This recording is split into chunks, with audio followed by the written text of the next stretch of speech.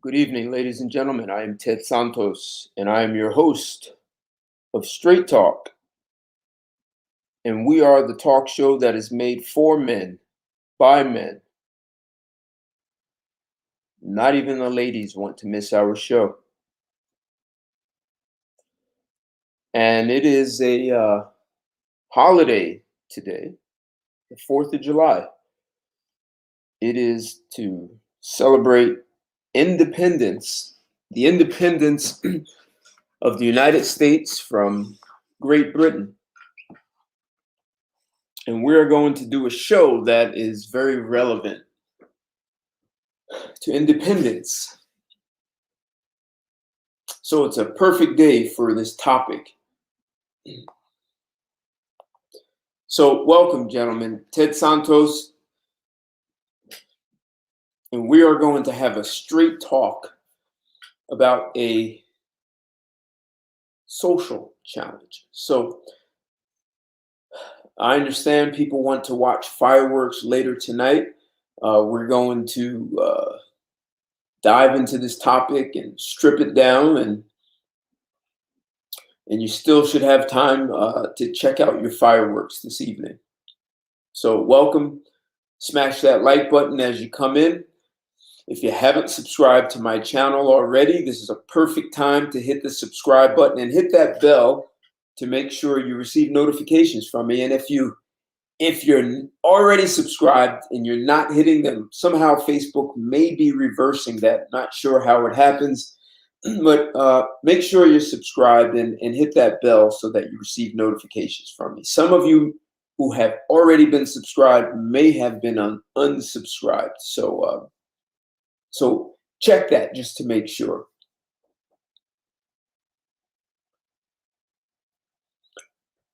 It's the 4th of July. Today is the 4th. This is a holiday weekend, and this is number 4 day of July, the day to celebrate the independence of the United States of America from Great Britain, to be its own sovereign nation. And we are going to talk, definitely a conversation about that kind of independence, not necessarily as a nation. However, how do you have a nation without people? And how do you definitely have a nation without men? So Straight Talk is the place where we take on life, love, social challenges, relationships, always from a man's perspective.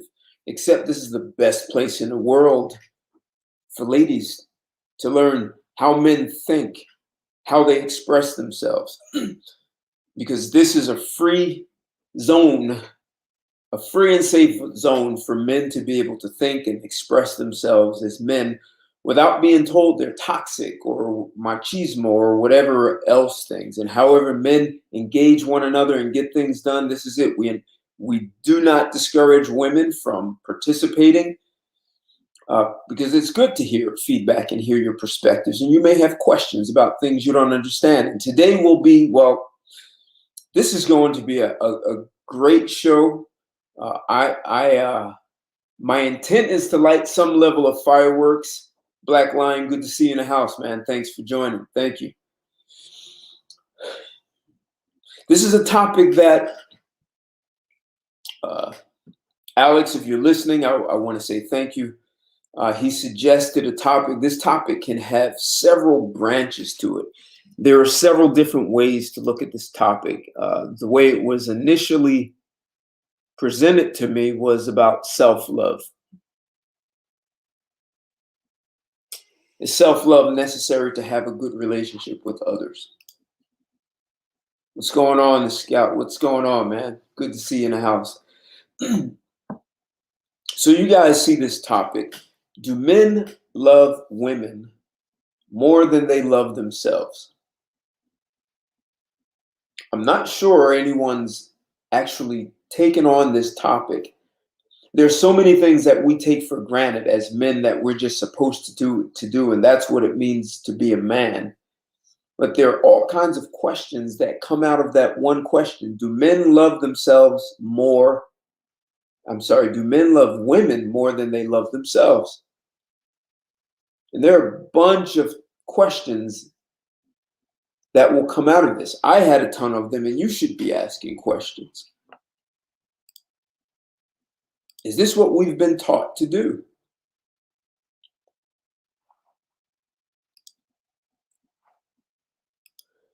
Look, if you haven't shared this video, share it, because this is a great conversation for men and women to have. And this in no way diminishes or takes anything from women. So some of the other questions that I had from this is it possible to love someone more than you love yourself? That's kind of the same thing. And the other question is, are men taught to love themselves? So, and then we can get into, what does that even mean? What are we saying when we say love yourself? And then when you look at loving yourself, how does that relate to really loving someone else? So do we live in a society that asks men to give up loving themselves in favor of providing and protecting and doing all the things that we believe women need from men? And even though women have said they didn't need us, they could do without us. They've even said men don't contribute, men do nothing. I mean, there are all kinds of sayings here. So there are a lot of questions. Okay, the scout, in present day, I'd say men have been programmed to love women more than themselves. But with the younger generation of men, they are loving self first. Yeah, I hear that. So I've heard about this MGTOW for even teenagers taking on this idea of MGTOW and getting into developing themselves, bonding with men, looking for a purpose, wanting to accomplish something, wanting to be a better version of self, right? So you can be an athlete, and like, look at Usain Bolt. This guy broke records and then turned around and broke his own record and then broke it again.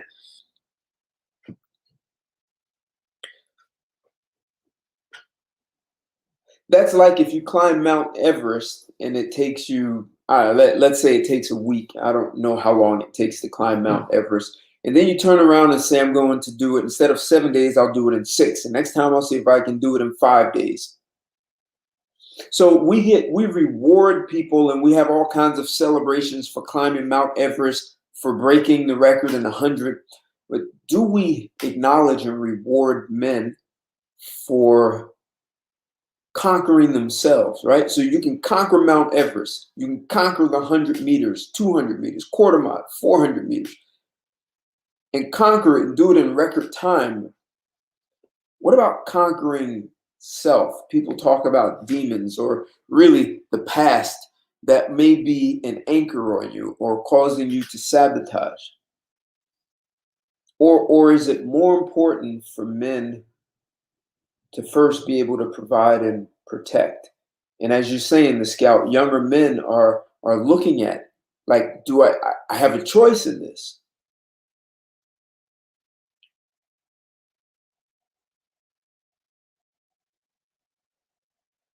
Okay, PJ. Yeah, thanks. Good to see you in the house, man.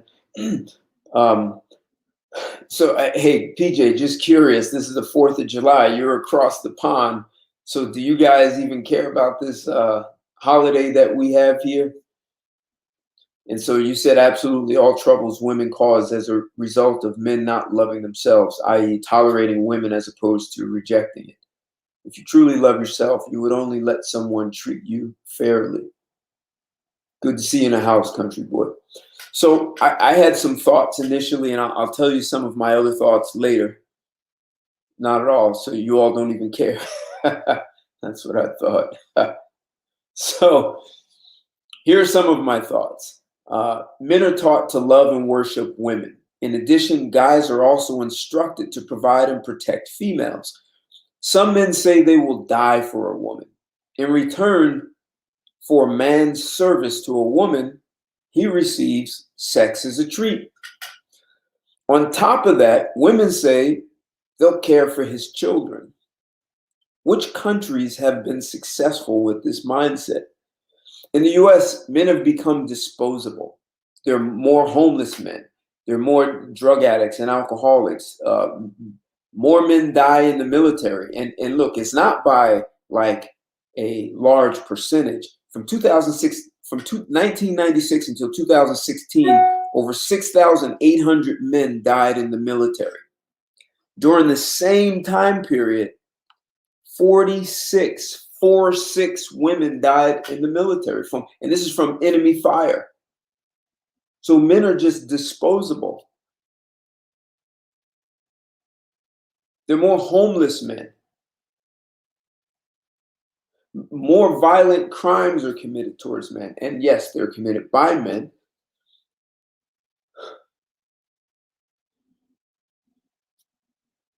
So if a man loses it all, including his health, he'll be replaced by the next guy who is expected to play the same role. So that's in a relationship, that's in society. Provide and protect. Women and children go first. Soon as women said they're equal to men, we should have cut that women and children first. It should have been men and children first and let the women stay back. And the children would be better off and safer with the men instead of the women. But men, why didn't men do that? Is it because we are told, as I said, to love women more than ourselves? Some of my other thoughts were, it would seem if men were taken care of, they would be better positioned to provide and protect women, right? Think about that. I'm saying if society takes care of men and men are healthy, they're well cared for, they're well fed, the women make sure they're getting what they needed, those men are going to be better positioned to provide and protect. And I can show you history. We'll talk about how history supports that. Except in the US, it appears women are the priority. If men deteriorate, society is comfortable with that. We're okay. Let them be homeless. Let them be unemployed. Give most of the jobs to the women. There's a saying, if you cannot love another until you love yourself. If men will neglect themselves in order to chase and protect women, how much does he really love himself? And then the question is this really love men have for women, or is it a societal contract where men are commoditized into guard dogs and ATM machines? Name one society that has prospered while the men deteriorated. Just one society.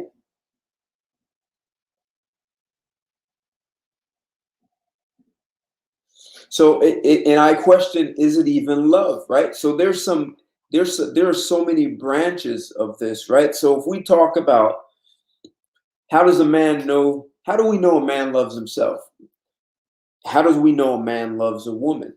And if we look at those two things, and we're going to strip that down,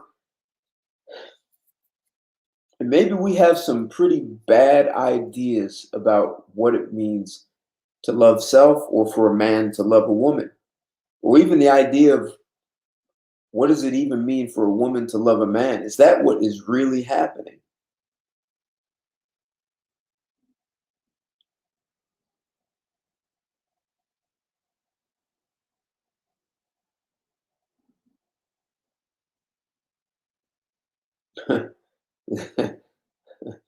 This is, I got you. So I'm going to take a couple of calls. If someone wants to join me in Facebook in the live stream, if you want to come on, just let me know if you want to jump on. I'm going to bring on two callers, area code 870 and 605. 870, you're live and on the air with Straight Talk. What's your name and where you calling from? Good evening, Ted. This country boy, how's it going, man? Hey, all right, man. Good to see you. Good to hear you in the house. Thanks for joining, man. How you doing? Oh, yes, sir. Oh, it's all well out here, man. I'm in love with me some Ken Jamal Harris. Yes, sir. And so maybe this is also a day for men to have some real independence around love, right? So we have this country, Independence Day, and it's a sovereign nation because of the 4th of July.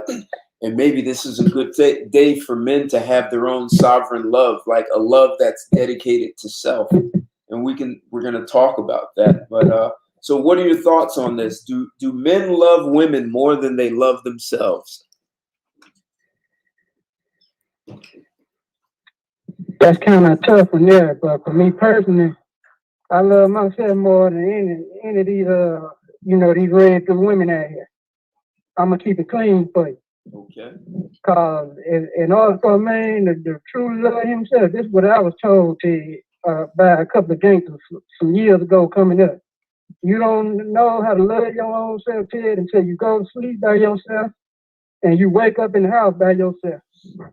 Well, so that's part of the self-improvement aspects of it. I understand, but so we live in a society that really promotes and advocates that women should love themselves, even if they're fat and unhealthy. They're told to love themselves. If a man is fat and unhealthy, that's a bad deal for a woman. You don't marry that fat, unhealthy guy, and there are lots of reasons, right?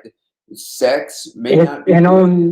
The children, and on the flip side, it may the children may become unhealthy because of that.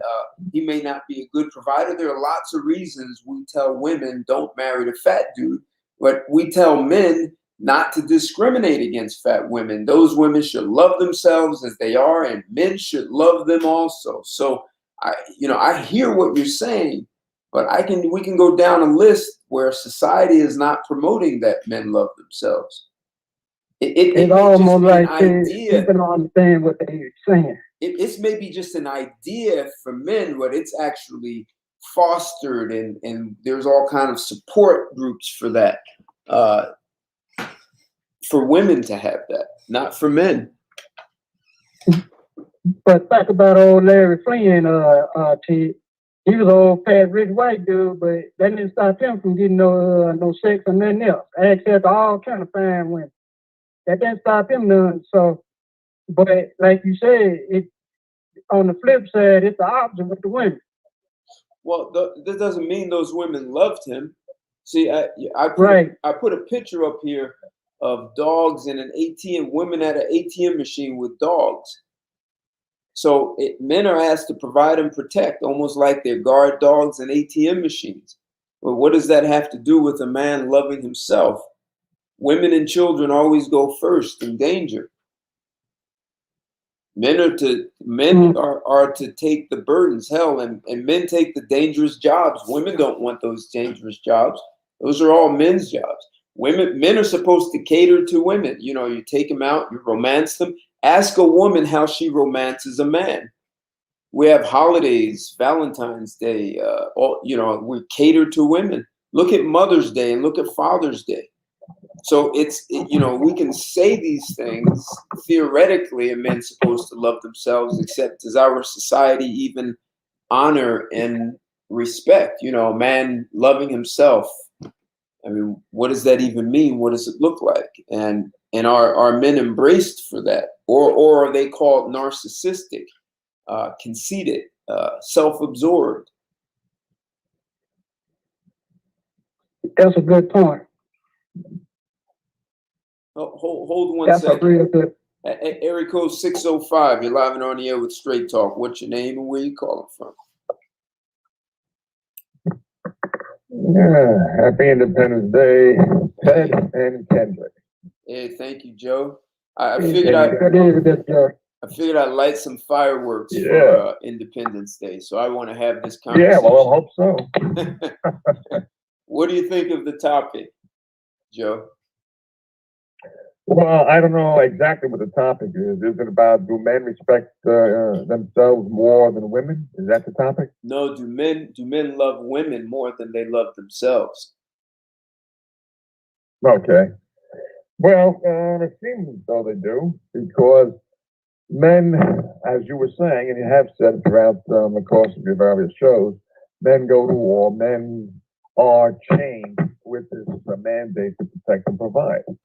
Now, men ordinarily don't mind doing that as long as they get true respect and appreciation and love in return for putting forth that type of labor, exertion, and risk. But, you know, in the past few years, we see the MGTOW movement, and we see other men who are not MGTOWs who are saying, enough of this crap, because why would I want to put myself out there to be shot in the front or in the back, and to protect some woman I don't know that says she's in a fight with her boyfriend or with another woman, if I'm not even going to be appreciated for it? What if I get told, you know, no one asked you to interfere? And the statistic you cited about the number of men dying in the military versus 46, I had done my own statistical thing, and on other shows, I had said that, you know, it was safer for a woman to be in Vietnam during the height of the Vietnam conflict than it was for them to literally cross the street in a major city. There are stats for that.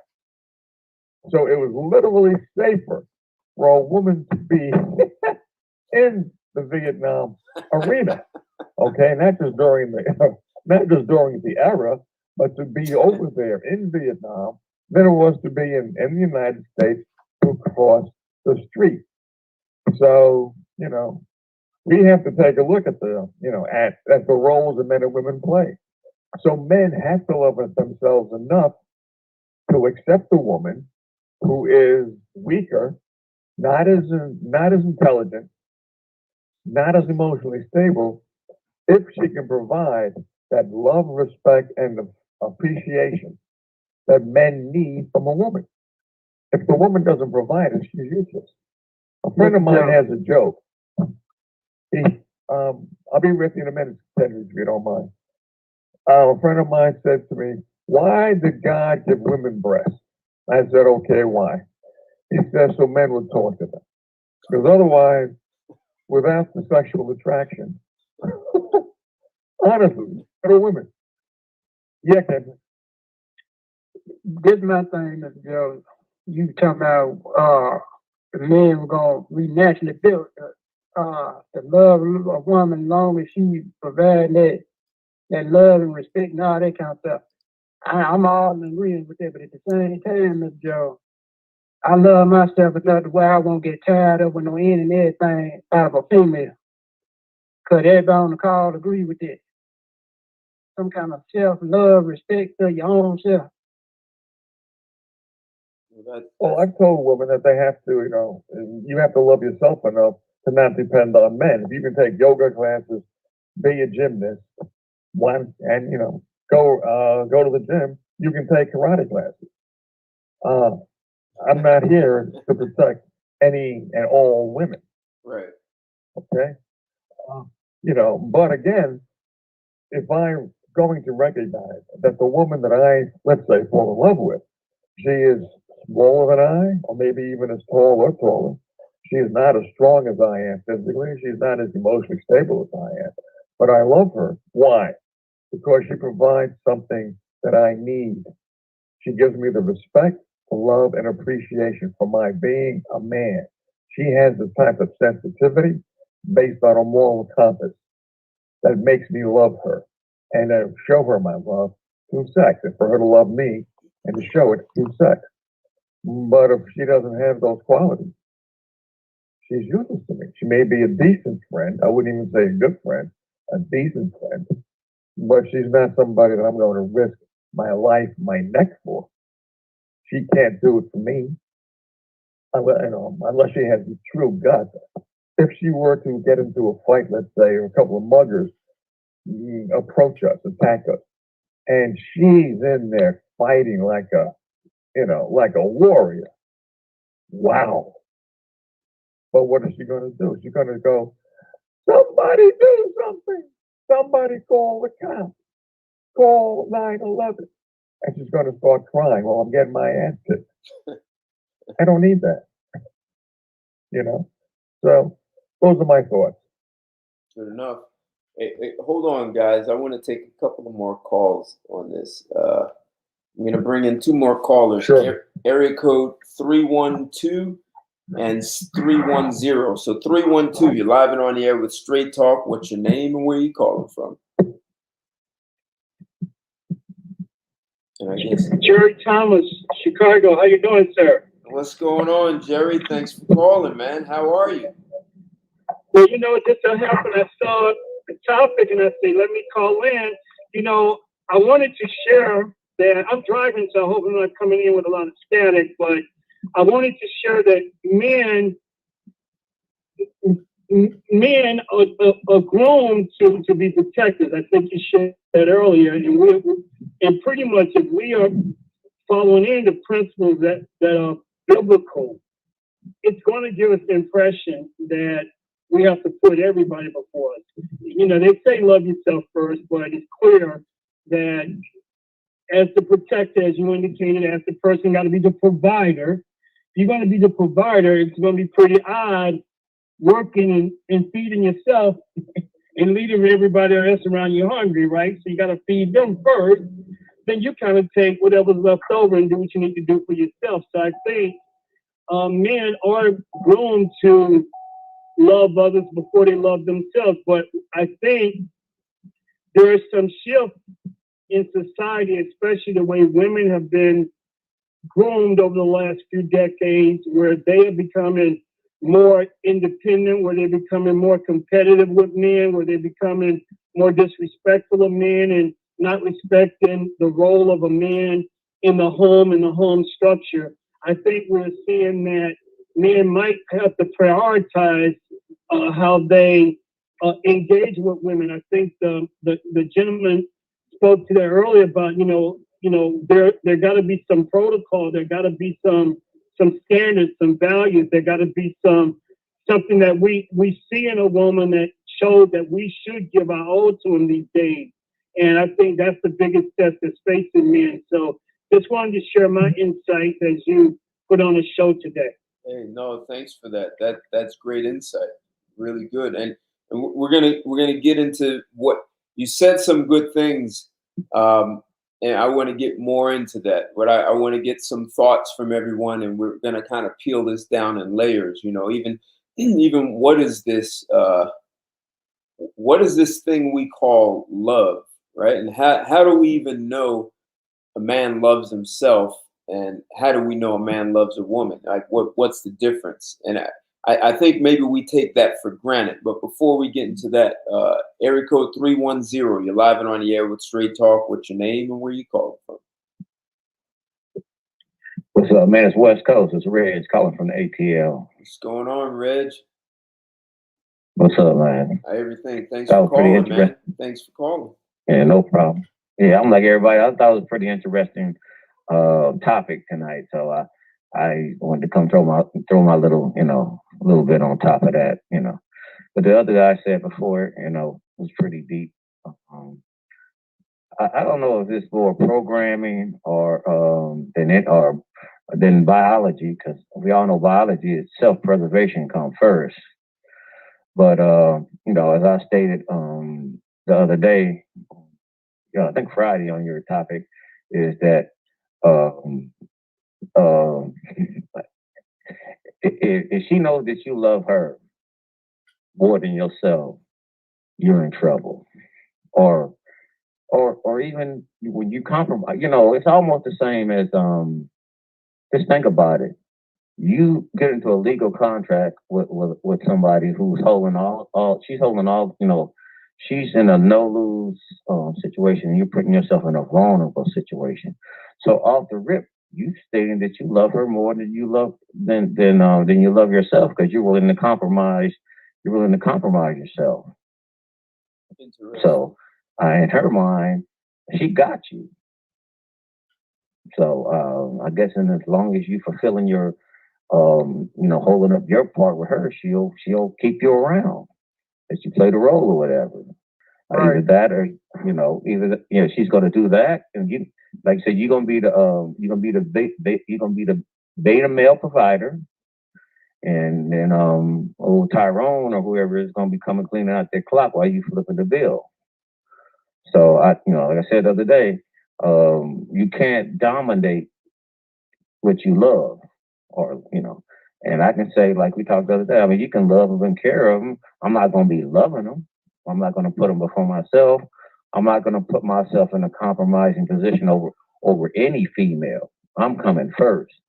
So, and believe me, trust me, if she knows that that you always gonna put yourself first, she's not she's going to jump ship, or she's going to like, oh no, I'm not going to deal with this guy. This guy, I'm never going to be first.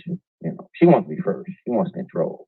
Well, see, that's an interesting point, Reg. So perhaps it's the challenge is that society has told both men and women that men should put women first. And so now she has an expectation, right? You're supposed to do that. Why are you violating our social contract? Yeah. Because it's a social contract with it just like I always had some social engineering here. Yeah, it is. And then you got to think about it. You're like, hey, well, what about your mother? Well, hell, I done fucked a whole bunch of chicks. When I fucked them, I wasn't thinking about my mother when I was nutting, was I? So I don't view the women that I view sexually like I view my mother, right? You know what I mean? Well, wait a second. Now, so I'm going to say something ugly. So if you have to choose between your mother and yourself, you're going to choose your mother? That's an interesting one. Let me answer that for you. Let me answer that. Most men would, but the thing is, there aren't a lot of women. There's been too much talk about women being nurturers. Now, if a mother hasn't been a good mother, and it's time to choose between the son and the mother, then the son should choose himself. Because why should he continue to have a woman around who is also mandated by a social contract to provide love and respect and affection, and to help that boy grow up to be a responsible and strong human being? If she has violated that particular contract by being a molester, for example, then no, you choose yourself over your mom. Just because she gave you birth, so what? Alley cats give birth. Well, wait a second. So but see, this is an ugly question, right? If you had to choose between saving your mother or your father, who would you save? The same answer, Ted. So you would you would choose. They've both been good parents. Who are you going to choose? Oh, they've both been good parents? Right. Very good question. If you have to choose one over the other. Right. Well, that's a Solomon's, that requires the wisdom of Solomon. I don't know. See, that goes to show you, Mr. John West Coast Ray, this satanic what we living in right now. This brainwashing MK Ultra at its finest. And I can't partake in this stuff. So maybe it requires split-second thinking, but if saving one supports your survival going forward, you might have to choose your father, because he may be better to support the survival, right? Hey, well, in the heat of the moment of the situation, I mean, you don't know what you're gonna do. I mean, you're gonna react, but you're gonna react. That's, Reg, but what I'm getting at is you're gonna react to what you've already been told to do, right? So I think most people would automatically, society has told them, your mother's more valuable, you have to save her first. And not only is she more valuable than your father, you might even find your mother to be more valuable than yourself. So why, even if your mother's been good. Yeah, it's a good hypothetical question. Well, maybe it's not. Maybe it's just about mindset, because that trickles down into your relationships. So many men see their mother as being innocent, sugar and spice and everything nice. And then when they get out old enough to date, they actually they get blindsided because they think women are going to be like their mothers, like at least the image they have of their mother, the hope that she's innocent and sugar and spice and everything nice. And then they find out that they're not. And as they get older, they find out their mother wasn't even innocent, right? So there are lots of things that are revealed over time, but the way we are taught as men, as boys first, not even as men, as boys, on what we're supposed to do. And on top of that, we're told that and women are smarter than us. They're more mature. They need more caring. And women are not taught to do those things for us. Like as men, we're almost like I said, ATM machines and guard dogs. Men don't need that much caring. They get over it. Women don't believe they need to be vulnerable with us. But they tell men, they're reversing it. You should be vulnerable with me, and I'm going to lead. So that and men are still holding this old tradition that women are more valuable than we are, and we have to save them first. Valuable in the sense of keeping the population count from dropping to it, but other outside of it, no, I don't believe so. Anything outside of procreation and internet, you can't be more valuable outside of none of that. And then the spiritual aspect to it, beyond this physical jump. But like I told you and Mr. West Coast Ray, we've been mudwicked and bamboozled down through the years.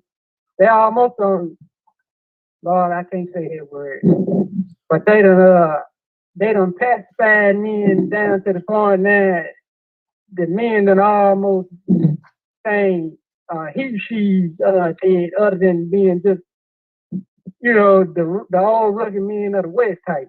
Right. But so hating what masculinity means. So what I'm also getting at is, so one of the things you hear women say, you have to love yourself before you love anyone else. Someone wrote in the comments a few minutes ago, men hate themselves for real. So if men don't love them, if men don't love themselves, is it love that they really have for women? Is that possible, or is it just some obligatory contract that we have with society, and it has nothing to do with love? Like we're doing all this stuff out of obligation, as West Coast Reggie says, it's programming. So we even consider to love ourselves? And if the answer is no, then what are we actually doing for women? Is it really love, or is it just an obligation? Well, I think the men who don't love themselves, I think they compensate for that by actually. I'm sorry, I think they have to compensate for it by actual. Hey, Joe, can you repeat everything? By loving women. Hey, Joe, I think I didn't hear anything. As a result, yeah, okay. As a result of men not loving themselves as much as they should, they probably compensate or overcompensate for it by loving women and conforming to that social contract, the mandate, the imprinting, the indoctrination of loving women because they see women as sugar and spice and all things nice, and females come first, and females don't deceive, they have a right to change their mind, etc. We all know the conditioning.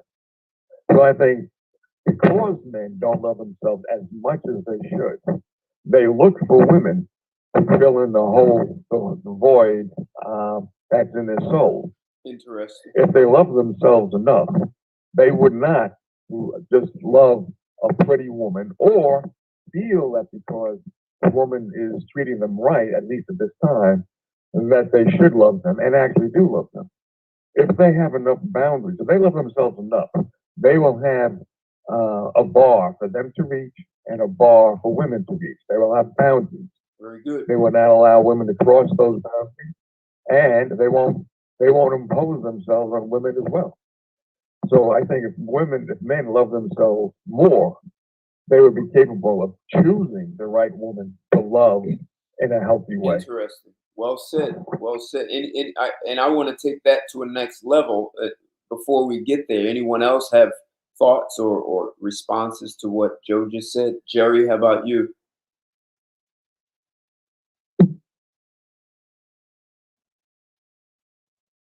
Just listening, Jerry. All right. Go ahead, whoever that was. Can you hear me? Yeah, I can now. Can you hear me? Now I can hear you. Yes. Okay. Hold on a second. Okay, I want to make sure you can hear me. Can you hear me? Loud and clear. Okay, great. Few things. I want to go back to the parent question. And it's a very complex question because I don't think it's something that you just arbitrarily make a impulsive decision on, but in the proper context of a parent and a child, I think most parents would not even having a second thought sacrificing themselves for their kids if the kids are progressing the way kids should progress in society. I mean, if the kid is just maybe out in the street and, you know, the drug culture or just have no common sense, you have to use common sense if you're a parent. But if you have a kid that's striving and on the right course and it's a life or death matter between you and your kid, or you got to do something to get your kid to the next level, I think the average parent is going to sacrifice themselves first. I don't think they will even think of asking the kid to do that.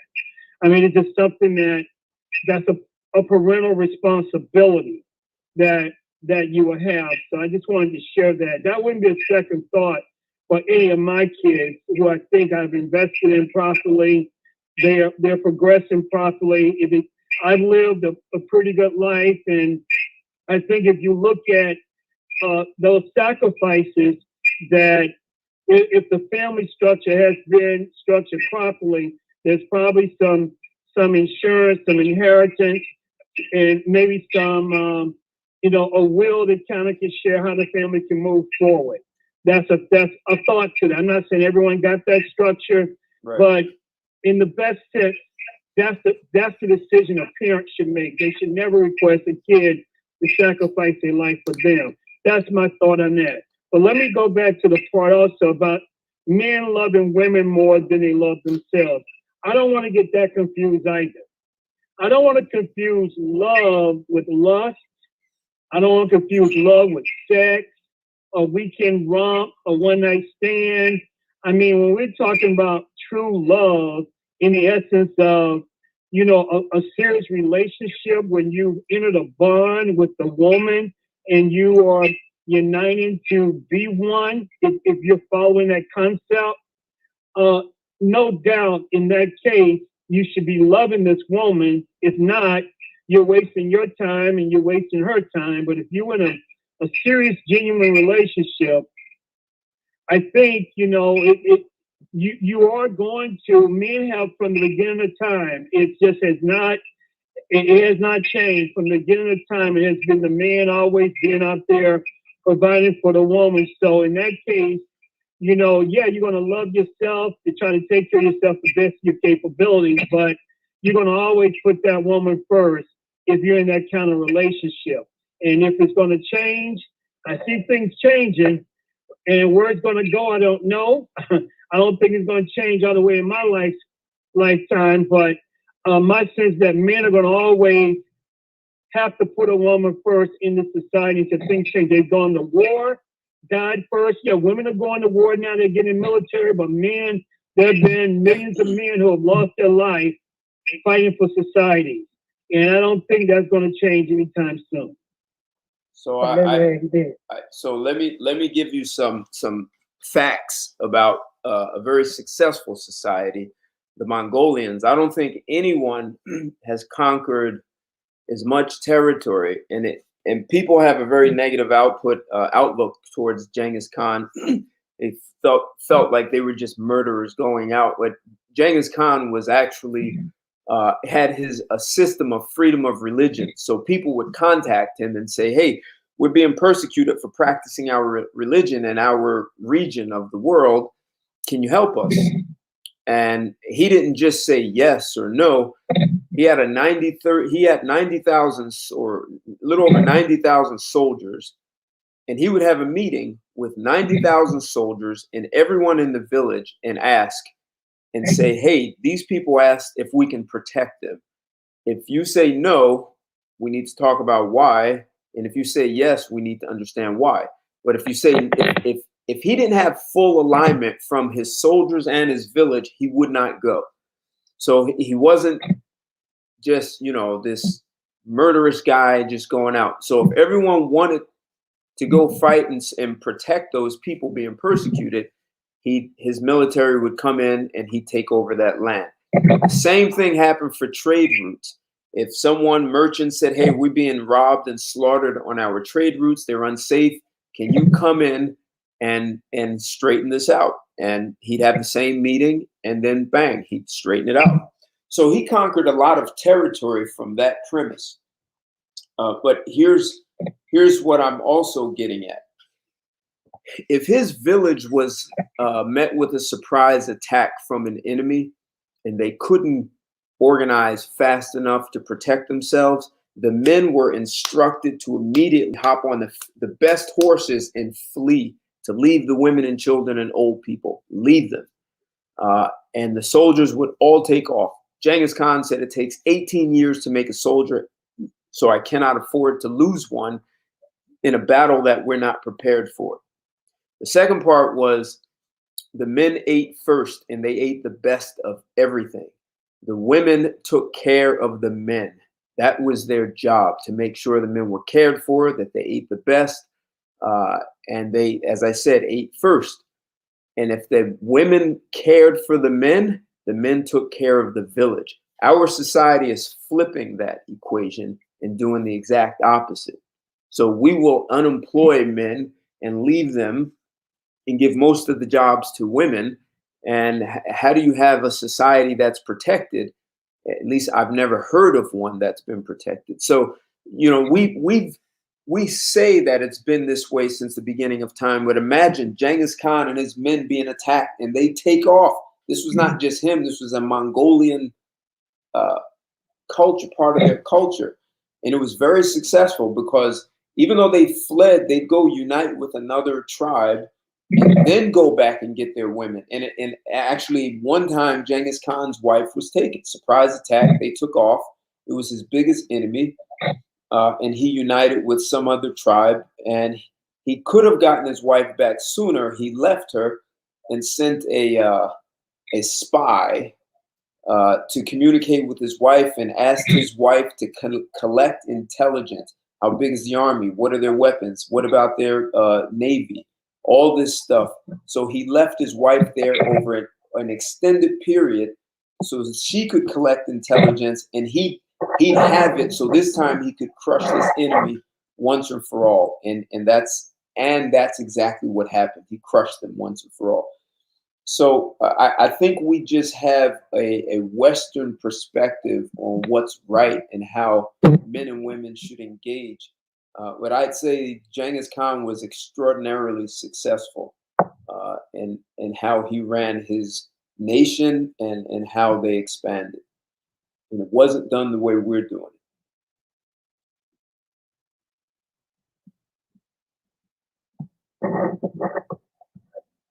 Thing history lesson, Ted. Do you know anything about Attila the Hun? No. Oh, okay. Because they were similar. So, all right. But you're right. I mean, look, as you stated at the beginning, men are disposable. Take a look at the way that the vets over time have been treated. I think it was either after World War I or World War II, the vets banded together because they were being treated so badly, and they had to. I think it might have been World War II. Maybe Roosevelt was called upon in order to squelch potential veterans' rebellion. I'm not sure about it, but yeah, that's just the way it is in our Western society. Right. And when, so the example with Genghis Khan, when the enemy made a surprise attack, the women were told, you don't run your mouth, you don't try to fight back, you just shut up, they're going to take you. What's that guy, Liam Neeson or something? He said, they're going to take you, and they're going to enslave you, and they're probably going to rape you. We'll be back for you. Well, I mean, he made a good point. He can't protect and defend if his army is decimated. Right. He has to regroup to come back. Exactly. Yeah. Exactly. So So that I was listening to what Jerry said, and if you really love a woman, so let's answer a question before we talk about whether you really love a woman. Uh, I want to bring in one more caller, 440. But here's the question before I bring in 440. How do you know if a man really loves himself? So I don't want to talk about how we know if a man loves a woman. How do we know if a man loves himself? Area code 440, you're live and on the air with Straight Talk. What's your name and where you calling from? Hey, Ted, this is Ken the Scout. What's up? Hey, what's going on, Ken? Thanks for joining, man. How you feeling? Oh, man, I've been wanting to call in so many weeks. Just never had the chance, but I had to make it on the 4th of July, so it'll be memorable. Absolutely. But no, man, I mean, this is a great topic. I mean, you be having some headline topics that's normally not, you can't find them on the YouTube. So I gotta be in all the time. But getting back to the original topic, I'm definitely Generation X, right? So I can only speak for when I was coming through the pipe. And so, yeah, we were, more or less programmed to put the woman first. And through maybe the way your family, you're brought up through your family at the time, TV programming, throughout the society, Right. Now, I'd say over the last even 5 to 6 years, man, I've done like a 360, but that took a lot of self reading and interacting with people such as yourself. And since then, I can say I still have love for women and any individual, but at the same time, I do think in the society that we have that men should come first. I mean, if everything boils down to it, because we are the providers, we do make things happen, and that has nothing against women because there's a reason they were provided for us, but they're an assistance to us. I mean, we're the front line. If you're playing football, we're the whole line, no question about it. And so, that's my stance on that. But real quick, I gotta make a comment on your Genghis Khan, because as you were talking, I remember you brought him up, some weeks back, and that's exactly who I was thinking about when I was thinking about the program today. And I'm not saying that as a society we should exactly go to that mode, but it has to be something similar, because the way things are going now with the laws and mindsets of both men and women right now, of an older generation, things have to change. But like I said, I do see something like with the younger guys. I mean, my son is, late 20s. I got 2 younger sons, and I can see the change. They get that through me too. But these guys aren't really going for that, Interesting. Take whatever's left. Right. Right. Exactly. Right. Well said. And so, and like I said, a lot of that has to do with, maybe the family you're brought up with. That doesn't mean, like I told my oldest son one day, we was talking about some individual things he was bringing up to me and asking for some advice. And I told him, I said, Kenny, Junior, I told him, I said, look, you got to learn to be selfish. And he was like, what? He said, you never brought me up to be selfish. I said, well, when I say selfish, what I mean is, if you don't take care of you, right, you can't take care of anybody else. Right. And it really comes down to as simple as that. Now, the definition of taking care of oneself, you can say it any kind of way you want, but in general, you need to be a well-rounded person, both mentally, physically, and any other kind of way. Be learned what you're reading. That don't mean you got to go to college, but you need to be learned. Okay. And so them are the steps I've taken, and I try to treat people, with kindness. But then I observe them, see what they're bringing back to me, and if they're not bringing back what I want in my life, I don't treat them in a disrespectful way, but I tend not to have them in my life, including family members. I love them because they're blood, but I love them from a distance because I'm trying to accomplish too much in my life to have any kind of extra stuff like that. See, you got to streamline your life. That's what it comes down to. Very good. Very good. So, okay, hey, I'm going to jump. Did you have any follow-ups? Because if not, I had to jump back. Got something going on, but I definitely wanted to get on here because your topics are just like, I love them. Yeah. Thank you for that, Ken. So, Ken, so let's Yeah. dive into the details. I'm asking everyone, how do you know if a man loves himself? I think just if a man's walking towards you as a man, I can tell a lot of ways in the way he carries himself. So the way he's walking, the way he's observing, seriously. Now, I'm talking about from an instant look. So I'm also asking this question so that men can wake up tomorrow and do some things differently in their life so that they can have the experience that they love themselves.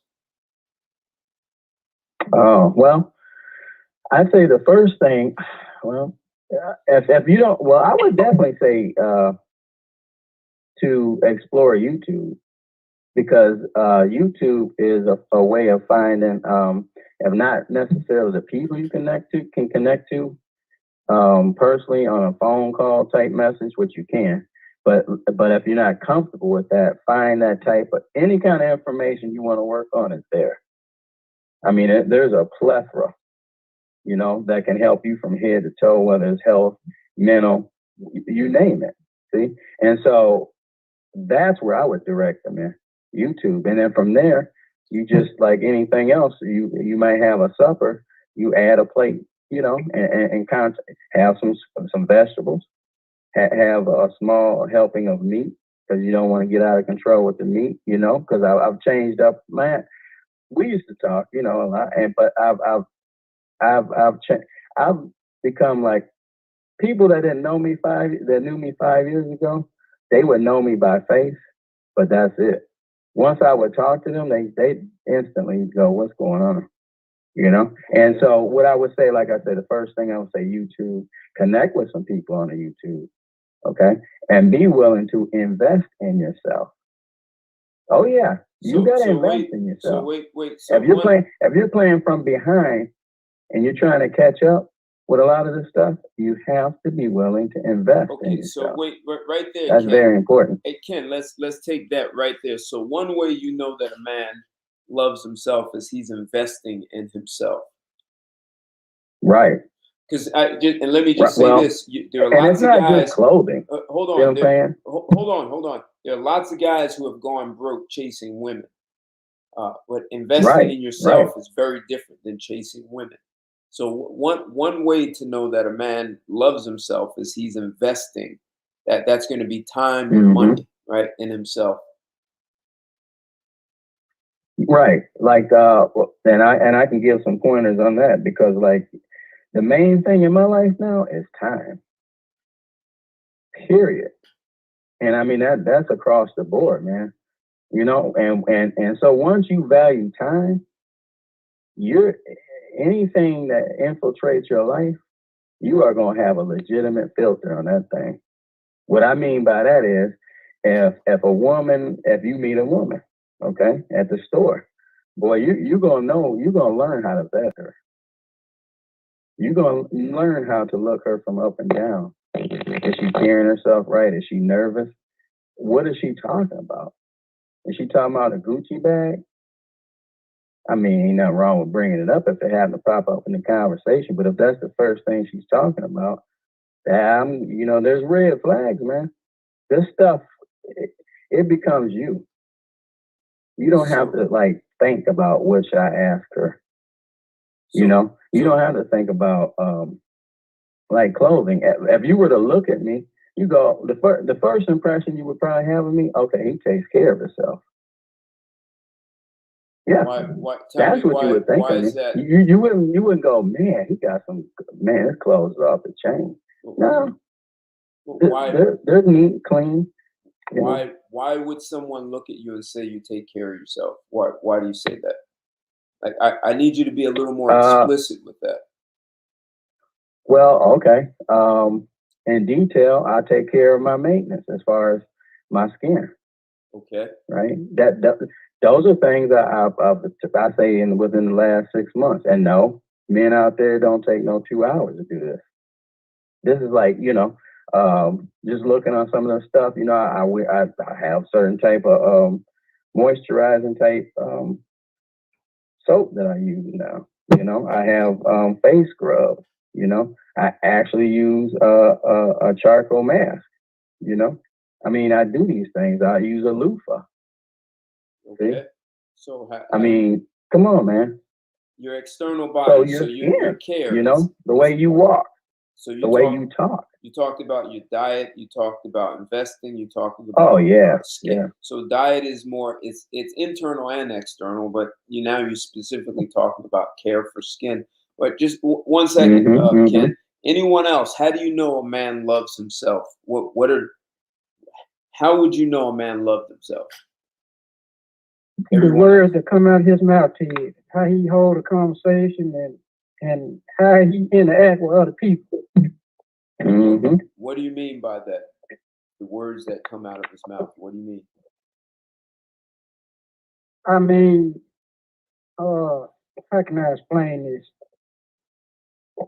Because I'm trying to stay on top.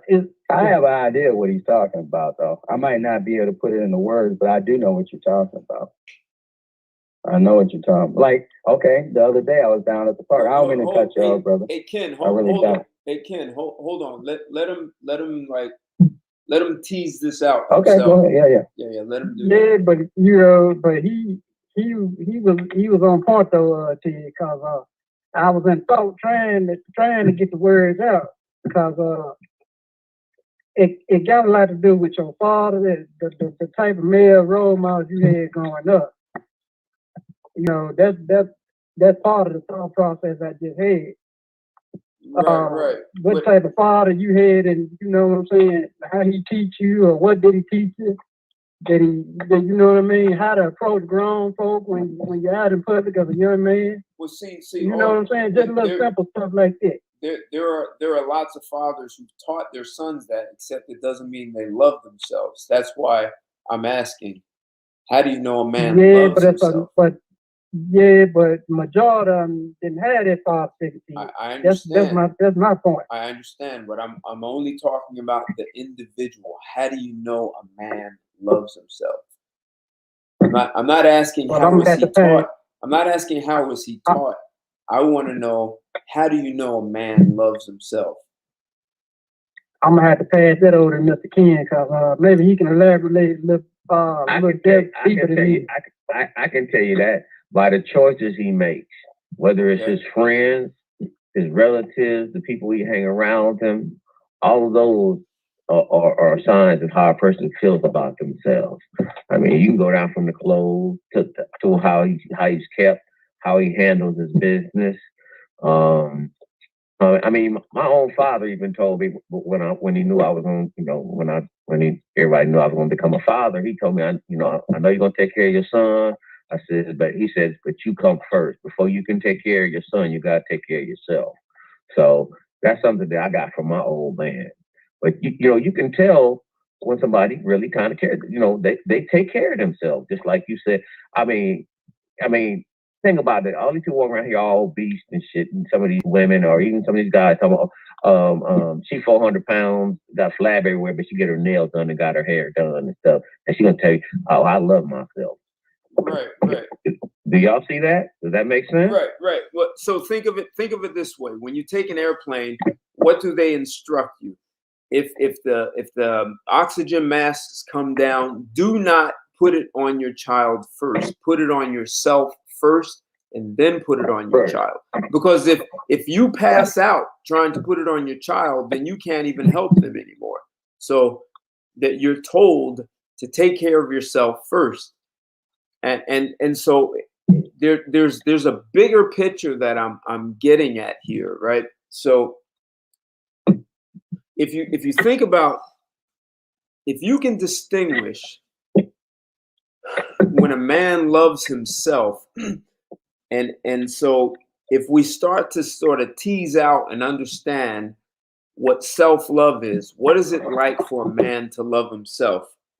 Well, then when we start talking about loving a woman, how come they're so different? Like, so when the guy Jerry was saying you have to know the difference between lust, right, and one night stands, and you know, it feels good.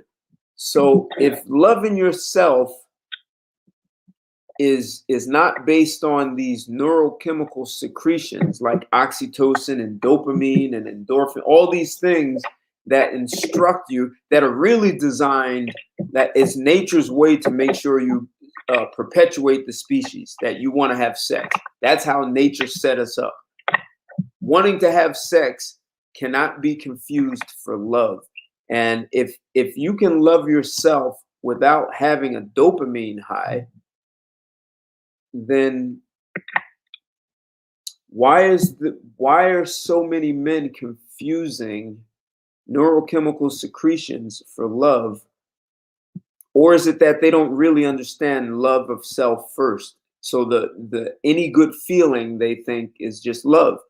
Like the woman said something nice and you love her and you're willing to put your life on the line and go broke for her. And she's unwilling. I think it was you, Ken, saying you're unwilling because you have these good feelings. You're now unwilling to set any boundaries at all.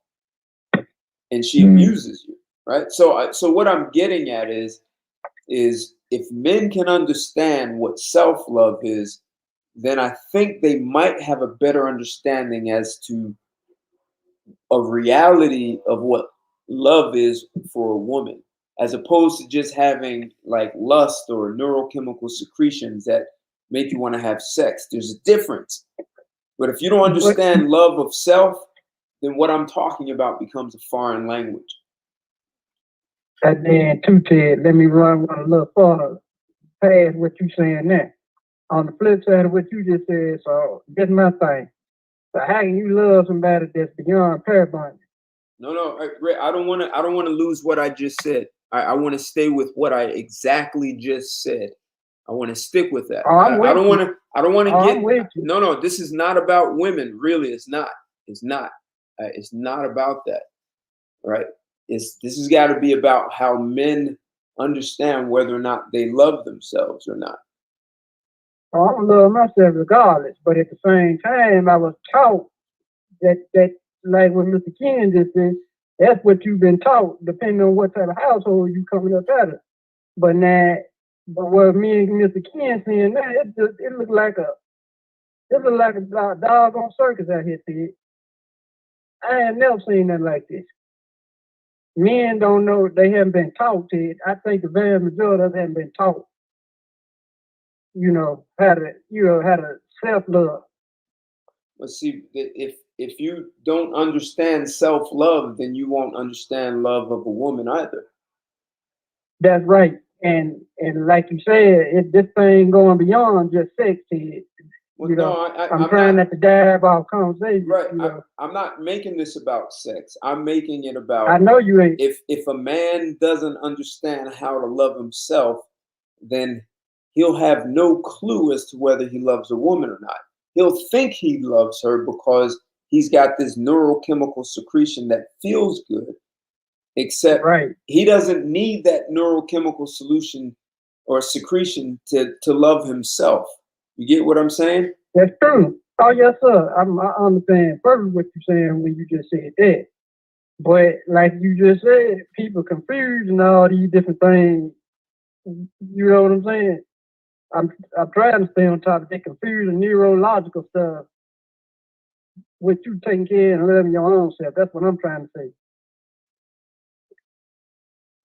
Right. That's why I didn't want to get into whether women have slept with a bunch of women. We're not even there yet, because if we don't get men to understand self, then how are you going to understand a woman? Touché.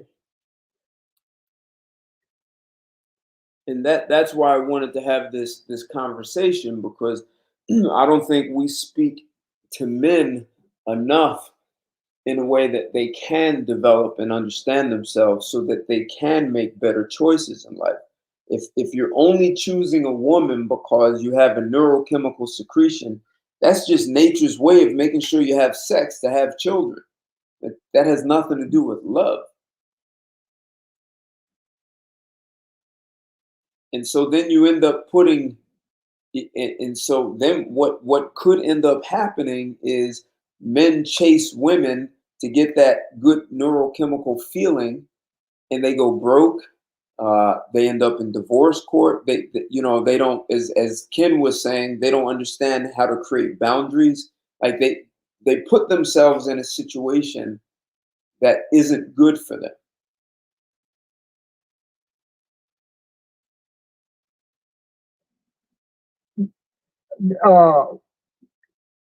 Uh, Lord, I don't even know how to Well, ask you. look, So, if you keep putting yourself in situations that are not good for you, then we have to go back to the question: do men love women more than they love themselves? If you keep eating food that's not good for you, if you don't take care of your body physically, right? Whether he was talking about keeping your skin clean, um, your food.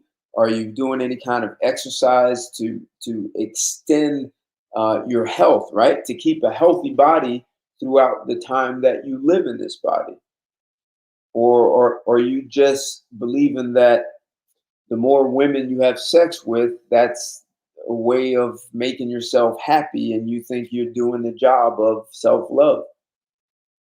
Like you're do confusing you? some things. You get me? Oh yeah, but that's my thing, Ted. I wonder what you just said. Is that? I'm trying to ask. Is that what you call learned behavior? Or is that just poor upbringing? Well, it may be a combination of the two. Because think about it.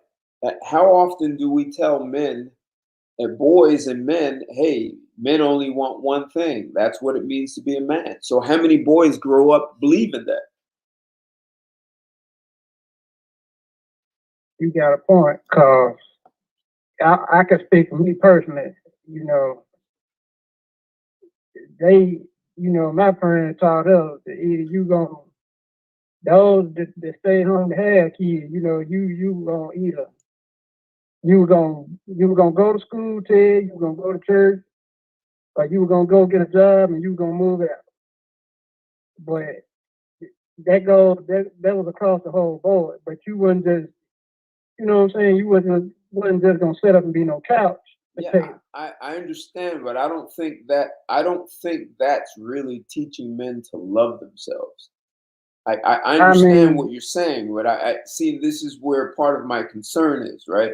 So you're gonna get out there and you're gonna work. I got it, but we're not really teaching men to really care for themselves. So I see part of the problem is men are constantly told they're less than.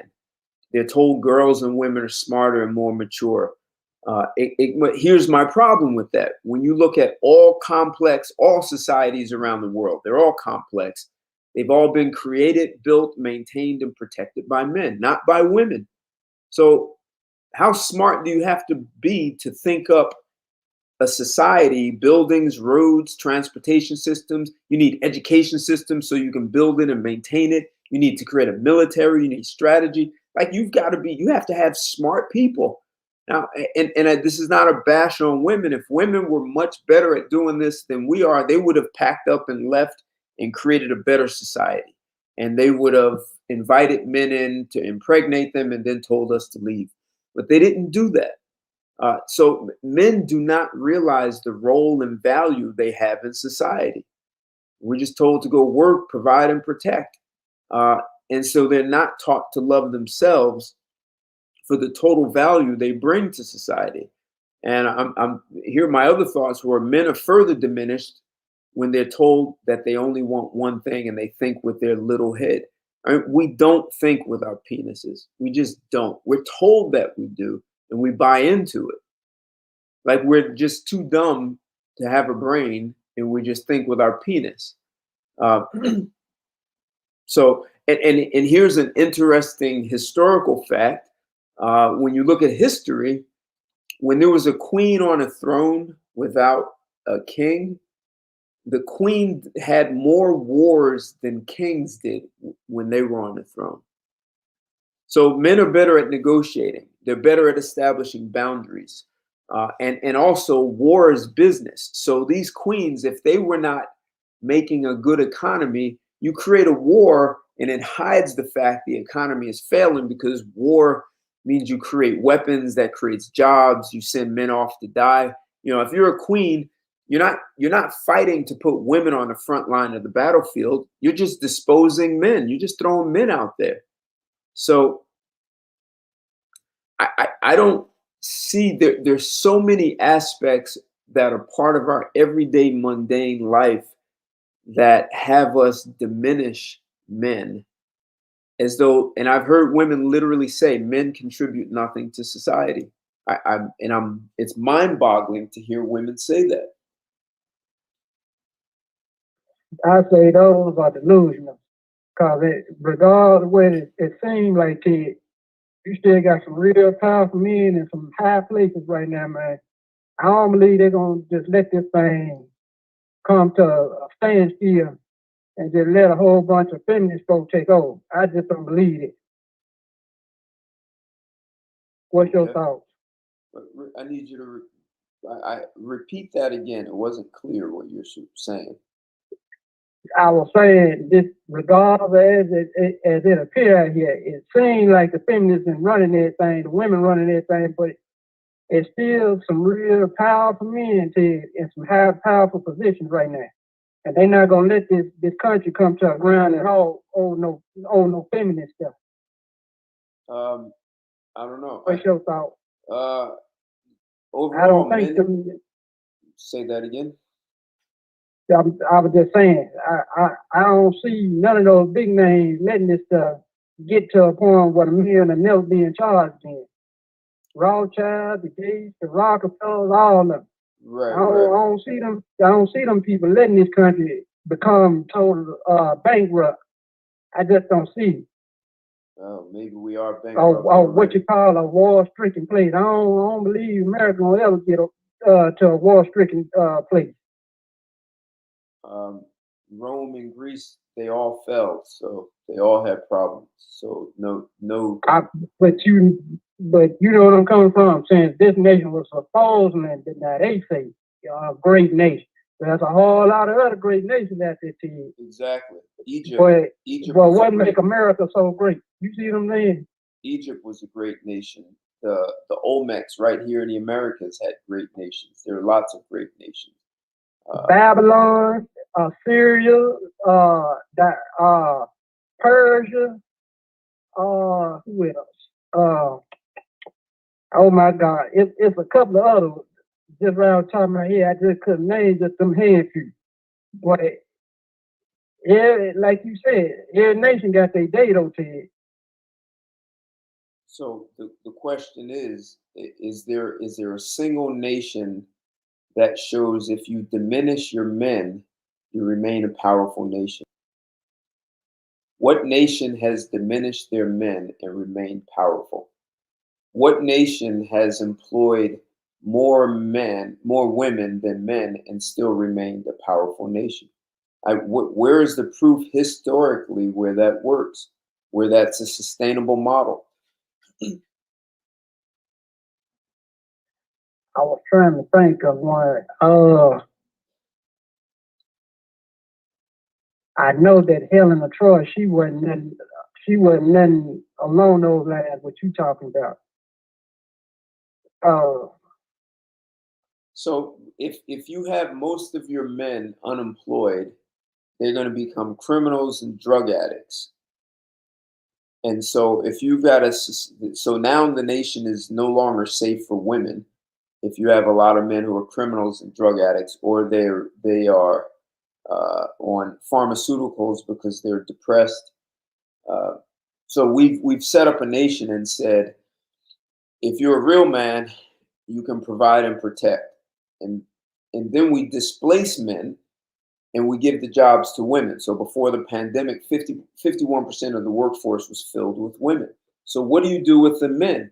If you go to 60% filled of the workforce with women, 70%, 80%, like if 80% of the workforce is women and men only do the jobs women don't want, like sanitation and mining, all the dangerous jobs, then what do we do with the men? We put them in homeless shelters. So then what happens to the safety of the nation? Because men are now going to be demeaned because they don't have a job, which means they're not a real man. They can't provide and protect. So what do? We just put them in homeless shelters. And how vulnerable does that make us? Do women want to be on the front line of the battlefield, protecting a nation filled with homeless men? Women don't manage capital the same way men do. When men get capital, they say, hey, great, I have enough money, I can marry a woman, have children, and take good care of my family. And that builds a community. Then you get a number of families where the man is taking care of his wife and his children, and they may start businesses. The children are prepared for life. They're better educated. Children with fathers in the house have higher IQs. They're better at solving problems. But when you give women the capital, they say, I don't need a man, and they'll have children without a man. And now you have broken communities. But what do you do with all those men who don't have jobs and there aren't women who want to marry them? Women don't want to marry unemployed men. So how is that going to work as a society? Like, what's the long term? Does that make us a target for a takeover from another nation that will say, well, it's mostly women running the company and the country, and the men are distraught and homeless, so we can just take over?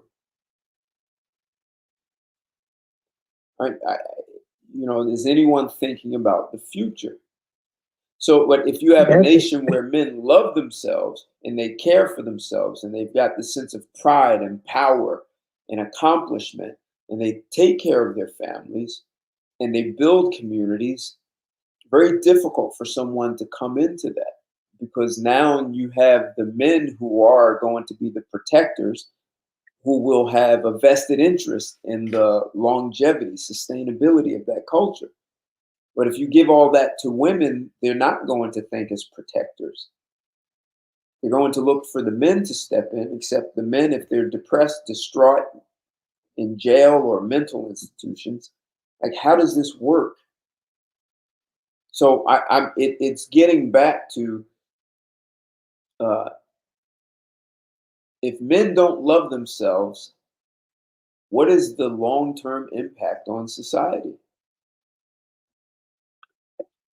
Then too, to not on the long-term impact, but then what do you do with a lot of these rebellious women out here too? I don't want to get stuck on the women, honestly. You need to, but what I'm saying, you need to restore those men that you said that became homeless over this bullshit. And you need to, these men need to take back they masculine, the masculine roles that the Lord put them in. That was the place we were put in. See, some kind of way we got this thing twisted. You know what I'm saying? But like you say, in the long run, I don't think both the men or the women take this thing out like they really think they do. Yep. And I just wonder, if men do not understand how to love self as a man, then he may have a difficult time of bonding and loving. And I don't mean in a sexual way with another man, but the brotherly love may be difficult, and that might make it difficult for men to actually collaborate and work together. It's yes, interesting. It's interesting when men go in the military. I've heard a lot of, I've never been in the military, but I've spoken to a lot of guys who've been in the military, and they say, after they come home, that sometimes they have a stronger bond with some guy in the military than their wife, because that guy may have saved his life, or they saved each other's life, right? They fought back to back, and because they worked together, they survived a battle. And so those guys tend to have a high regard for one another, and it's easy for them to work together.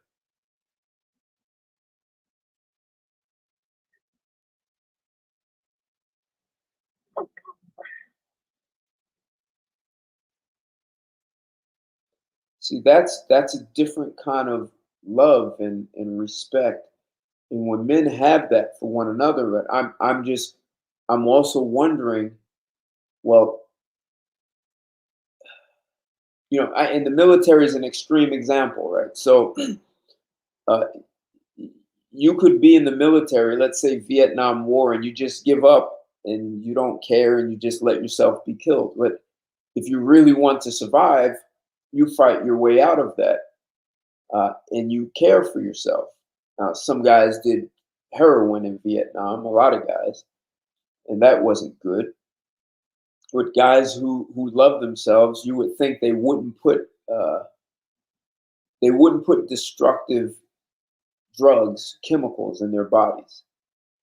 And if you do care for yourself, you do want to be healthy over the long term, then it might be easier for you to bond with other men who have that same self-love mentality. And it becomes much easier to build and sustain complex things that are for the greater good of everyone. And it might seem easier for men to make, if you love yourself, it may be easier for you to make decisions that are in the best interest of others. You follow me on that? Oh, you're crystal clear on that, Teddy.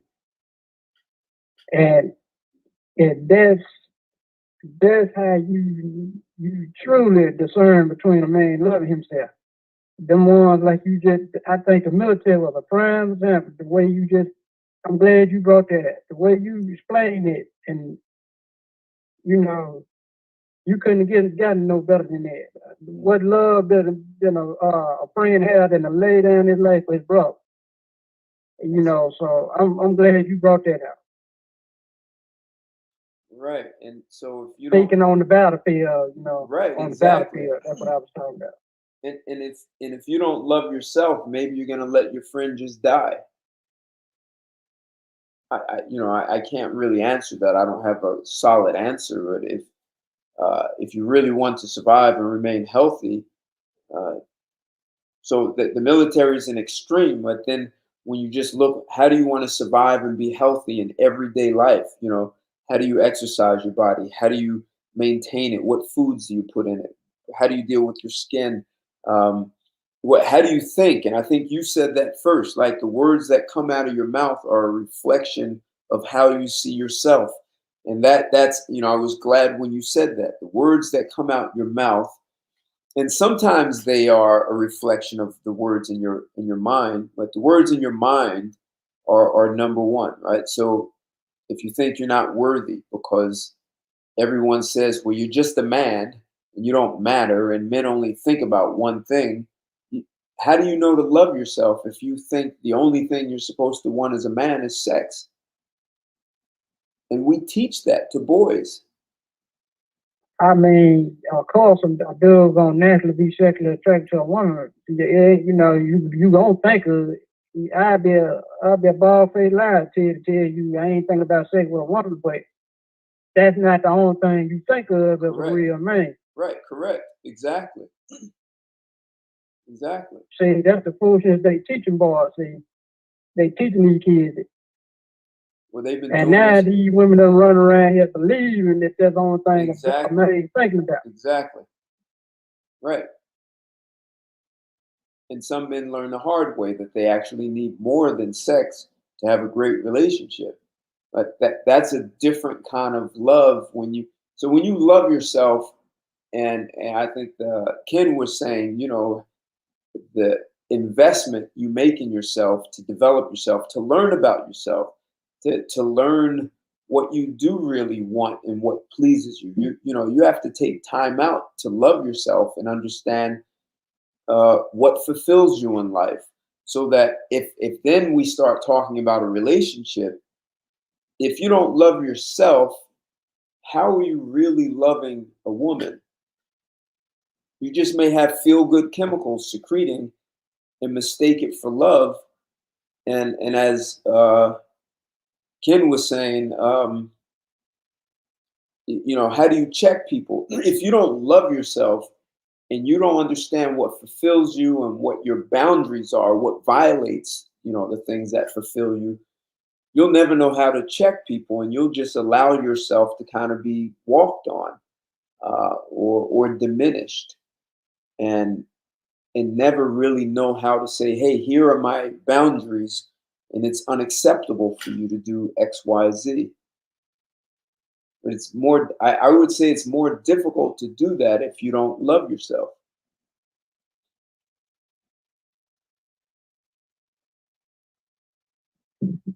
Indeed. So that's why I thought this would be an extremely important topic, because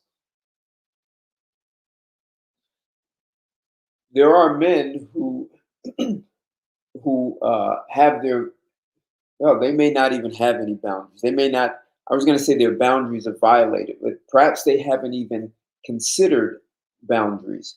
So they get violated, and they either say that, well, that's just life. So they can be violated by, and I don't mean sexually, but verbally, physically. They can be violated by a man or a woman and believe, well, it's just nothing you can do about that. There are some guys who take things from women and don't believe they can do anything. They just say, well, that's just the way women are, and you just have to accept that. And see, then I would question the man who says that. Is that the man who's been taught to diminish himself in all men? So how does he love himself? And I would say this is more common than we as a society want to admit. And this is a problem.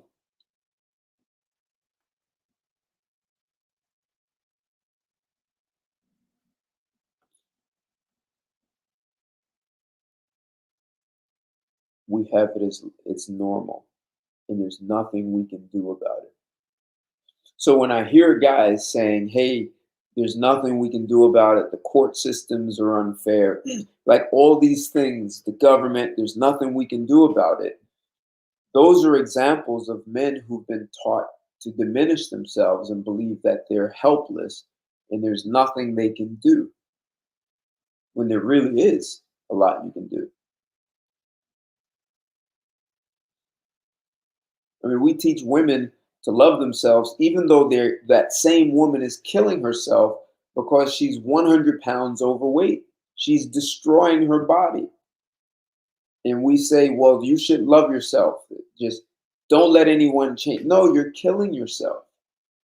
Let me correct one quick correction to you.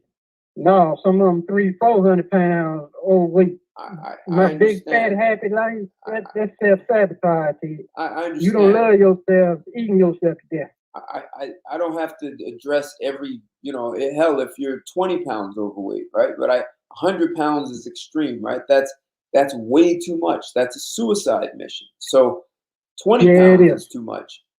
50 pounds. So if you let yourself get to 10 pounds overweight, then 20 pounds is going to be the next stop. And then 50 pounds will be next. And then, you'll just sit there and believe there's nothing you can do about it. And so that's what I'm getting at. Get up and change it. That's what, see, this is what I mean? This is how I think people get to this point of not really loving self, because they start to believe there's nothing they can do about their conditions, circumstances. You follow me on that? Oh yes, sir. I follow, but at the same time, in certain instances, some folks, like you said, the opposite may gradual life changing steps and quit that life altering stuff, cold turkey to and they just, you know, made a miraculous turnaround. But the typical ones, they just say they just let life defeat them or something. And I'm like, man, Ted, I got too much more to live for than to be sitting up here killing myself. You know what I'm saying? Right, right. Just by letting yourself go. People don't let themselves go. Correct, correct. And they don't think about what they put into their body. Like you get one body and that's it. And you only one person is responsible for it. So you can't blame McDonald's, you can't blame your parents. And it's your body. You care for it. Educate. It's like one of the guys was saying earlier. That's part of educating yourself. Make the investment of time and money to educate yourself about yourself, to have the best physical body, the best mental body. How do you develop your intelligence? How do you care for your skin? Uh, Look, I understand clothes are this man-made thing, but there's a certain image you can have depending on what you want in life, right? So they say don't dress for the job you have, dress for the job you want. Same thing if you want a mate, a spouse in your life, dress for the spouse you want, not for the ones that are looking at you if they're not the same. So developing yourself and having that as an expression of your own love for yourself. How do you care for yourself? Skin, internal, external, mental, um, for some spiritual, and how do you move your body and keep it fit and healthy?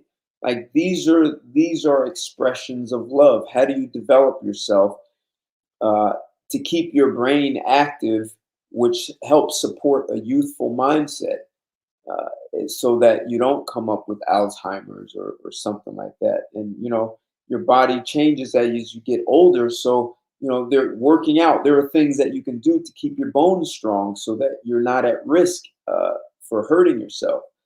There are lots of things that you do to maintain and have a healthy, fulfilling, sustainable life.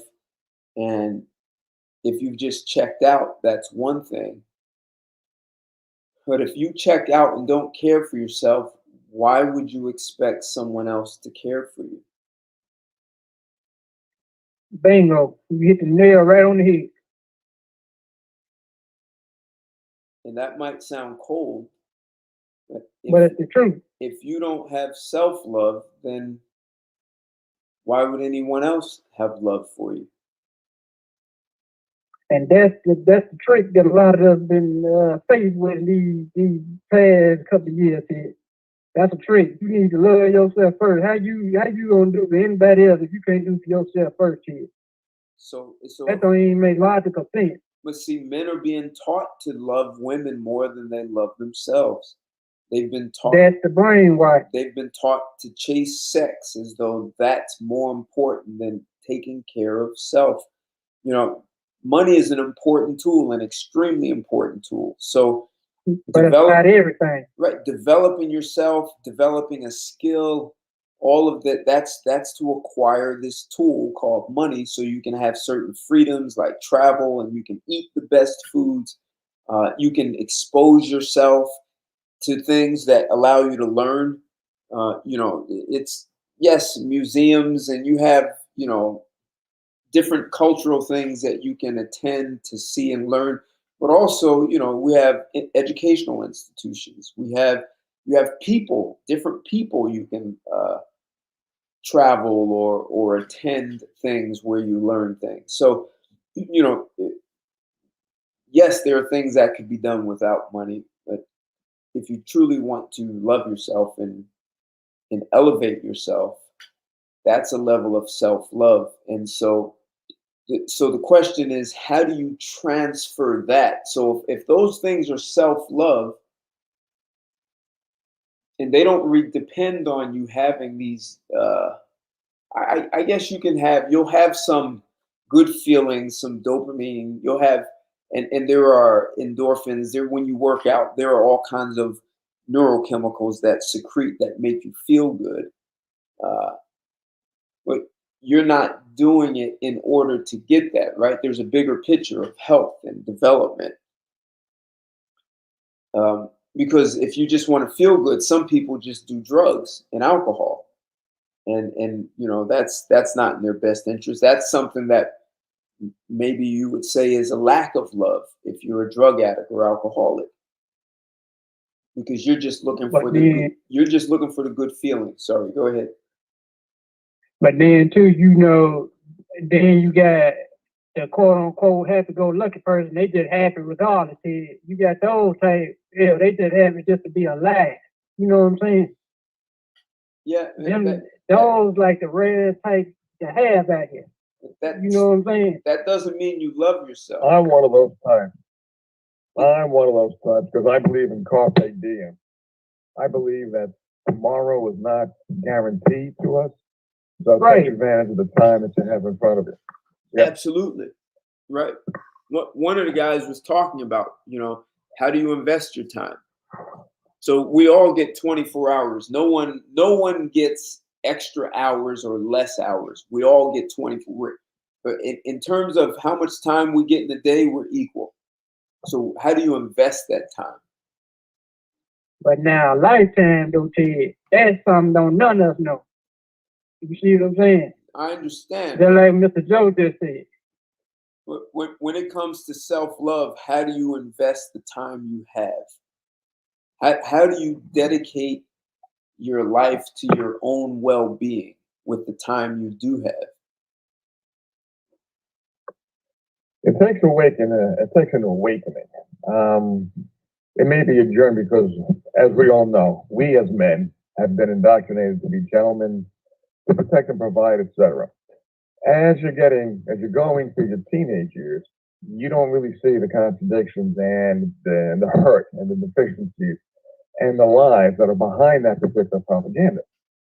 So you have to probably get into your, unless you're a prodigy, probably get into your late 30s or 40s before you realize, this is part of the matrix.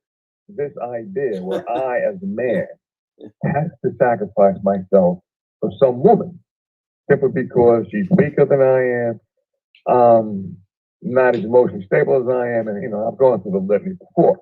Right. When you start saying that the double standards that there are double standards that are imposed on men for being men, you want to break out of it. When you break out of it, you become self-aware and you become more respectful of your time, your energy, right, your attention, right, and you start developing more self-love, more self-respect, and more boundaries. Correct. So that's my answer. That's perfectly said. And so when you understand that, Joe, what you just said, how does that alter what we call love for a woman? Because I think a lot of what I'm going to boldly say, a lot of what men believe they have is what they believe is love for a woman is no different than alcohol or drugs. It's a dopamine high. It's it's a neurochemical secretion that feels good, but it has nothing to do with love. So if you take drugs or alcohol to feel good, we would say that that's probably a person who doesn't love themselves. If you go into a relationship for the same thing, like you're addicted to this dopamine high because this woman has sex with you, or she makes you chase it, and then you feel good chasing it, or the sex is great, but that's all there is. Is that really love? Is it no different than being addicted to drugs and alcohol? I would say it's love, but I wouldn't call it a healthy long-term love. It's love. See, let's define what love is. Love is that feeling of intense liking towards another person. So it may bring you joy. You may not have a good reason for it, but that's how you feel. And we're taught that if a woman submits to you, she's practically doing you a favor. So don't let her get away. Don't let her get away. So men are conditioned to marry this particular woman because she's giving you sex and She's giving you the right amount of attention and nurturing and being independent. And I'm a woman. It's my prerogative to change my mind and to challenge, etc. But if you really have self-respect, you're going to insist on the woman giving you what you deserve. You deserve respect and appreciation for just being a man.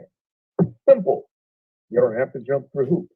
Now, for you to have her love you, I think you have to earn it by being one of moral character and showing her that you can be trustworthy, that you have strong insides. In other words, you have a strong moral compass. You're not going to take bullshit from her. You're not going to give her bullshit. You're not going to engage in the drama if she's a drama queen. And you insist on her treating you the same way for a healthy relationship. When you establish those boundaries out of self-respect, you either get the woman to fall in line or you say, hasta la vista, baby. So I'm Joe, I'm going to turn everything you said on its head and throw it out the window. And I'm going to offer something.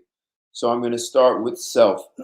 So as if you as a man, Joe, you make this declaration that you are going to have extraordinary health, right? So you've got this commitment. You've got a program. It's in your food that you eat. It's your commitment to your mindset and the thoughts you think. So you manage them. So you're not demeaning yourself, nor are you allowing anyone else to do it. And there are certain body movements, right? You keep your bones strong, your muscles strong, so that as you get older, you can still enjoy and have a great, fulfilling life because you're in great health, right? You can be 50, 60, 70 years old and still go hiking. You can do all, right? So you've done that because you declared that's your future, right? You get me on that, Joe? I'm also, my future is my current time.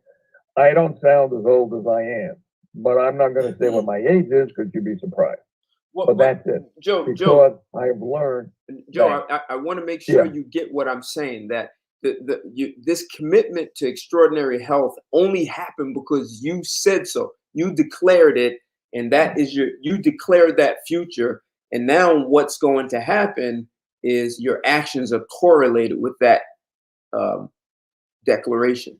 And, absolutely. And that declaration, look, what comes out is what I said. The food you put in your body, the thoughts you think, the exercises you do, how you take care of your externally. Like there was a guy on earlier saying he puts a charcoal mud pack on his face. He takes care of his skin, right?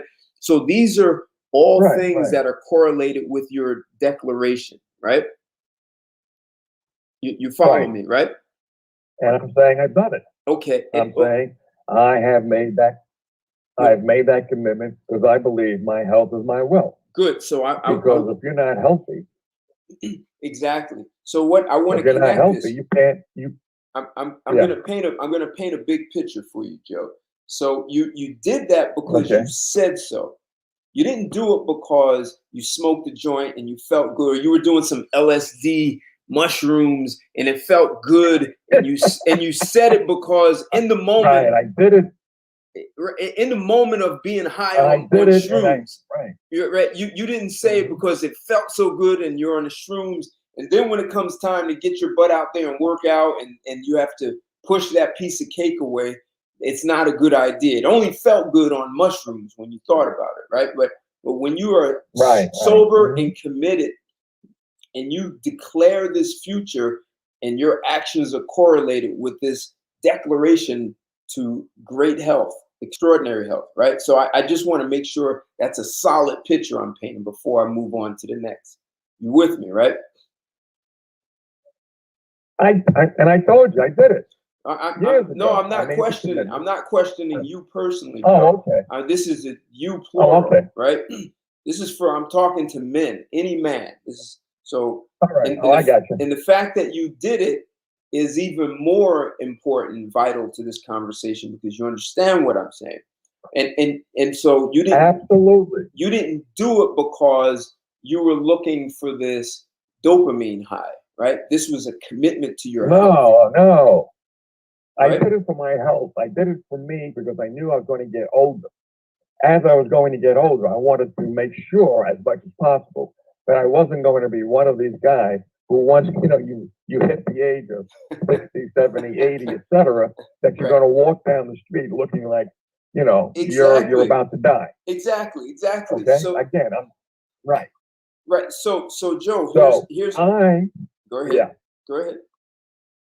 Because So I have committed myself to not just a healthy regimen, but, I knew that if I were going to change, well, I never really ate many processed foods anyway, but I cook my own food. I've been doing that for decades.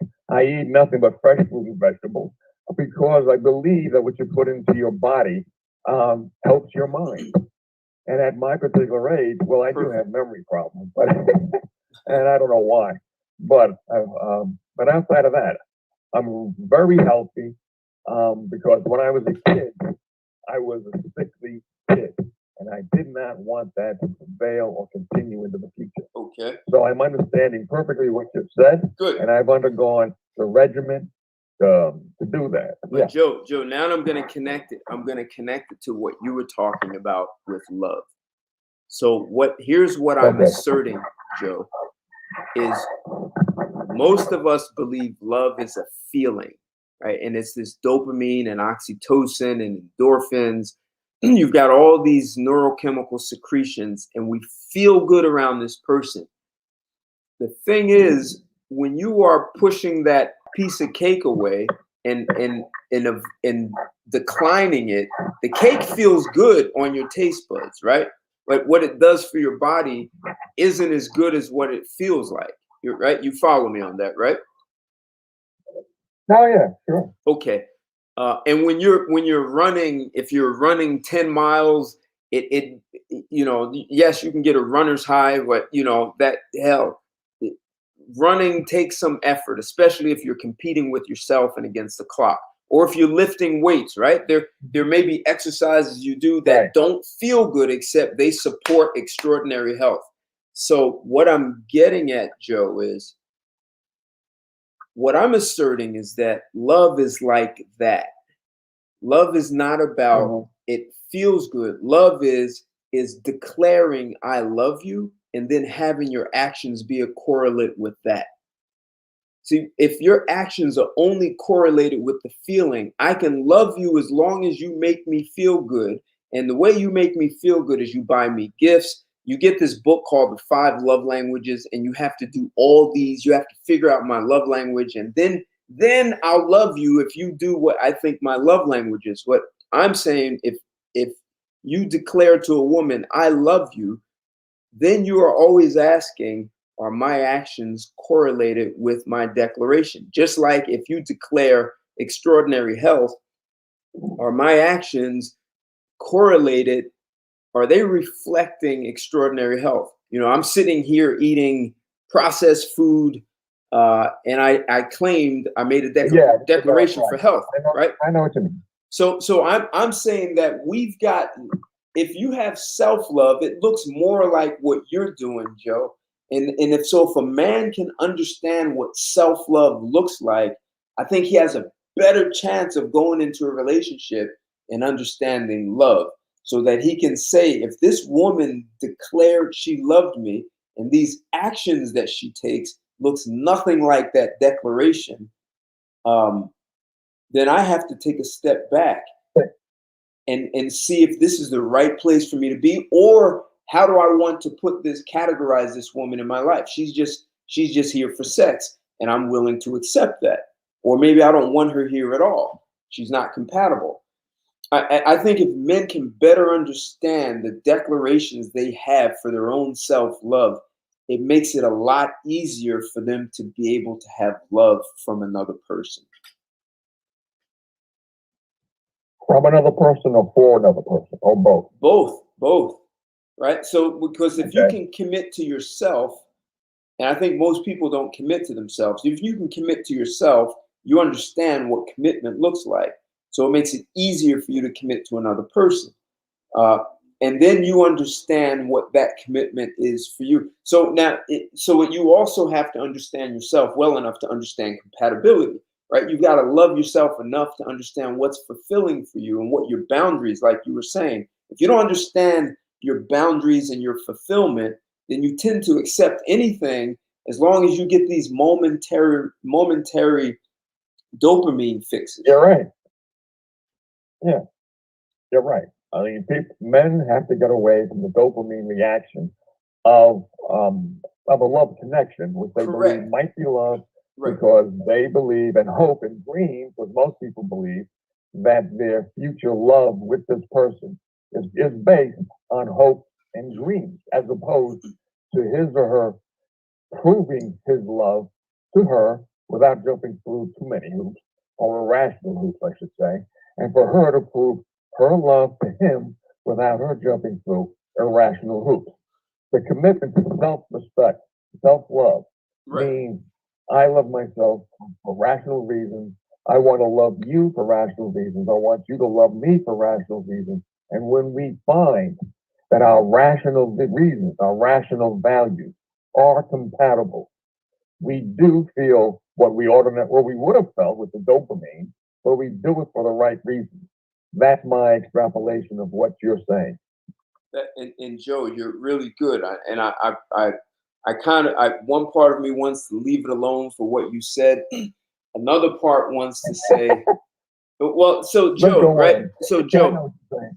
Joe, let's expand on it. I got you. yeah. So Joe, when you declared you want to have great health, you didn't really need a reason for that, aside from you said so. Like, it's your body and you're responsible. You have the right to declare the health of your own body without any justifications or reasons. No, I'm going to disagree with you on that. I had a reason. No, I wanted to do it in order to make myself. Hold on, Joe. But I said you have the right. You have the right to declare your future without any reasons. It's your life and your future. You don't have to justify it to anyone. Oh yeah, I was about to say without justification. Yeah, okay. You don't need any reasons. If someone says, "Hey, Joe, why do you have to be healthy?" I said I wanted to be healthy. Technically, that is enough, and I understand that could leave people like, "Oh, you're being, obtuse, or you're not answering." No, I'm getting what you're saying now. I understand what you're saying now, Ted. You're saying you do what you do, especially if it's rational, without having to explain to other people why you're doing it. Right. Right. So that's what I was going to say, without a justification for other people. You do it like I did it because I wanted to, because I knew it would be better for me. When I hit middle age, I wanted to be fit and as healthy as I possibly could. Perfect. And then when I got older than middle age, I was glad I did all that stuff. I'm going to tell you something. I'm going to tell you something that you may or may not experience. Okay. I'm a chocolate lover. I still like chocolate. Okay. But I went cold turkey off of chocolate and sweets some years ago because I was developing in my mind, I may have been right or wrong, diabetes too. I had the symptoms.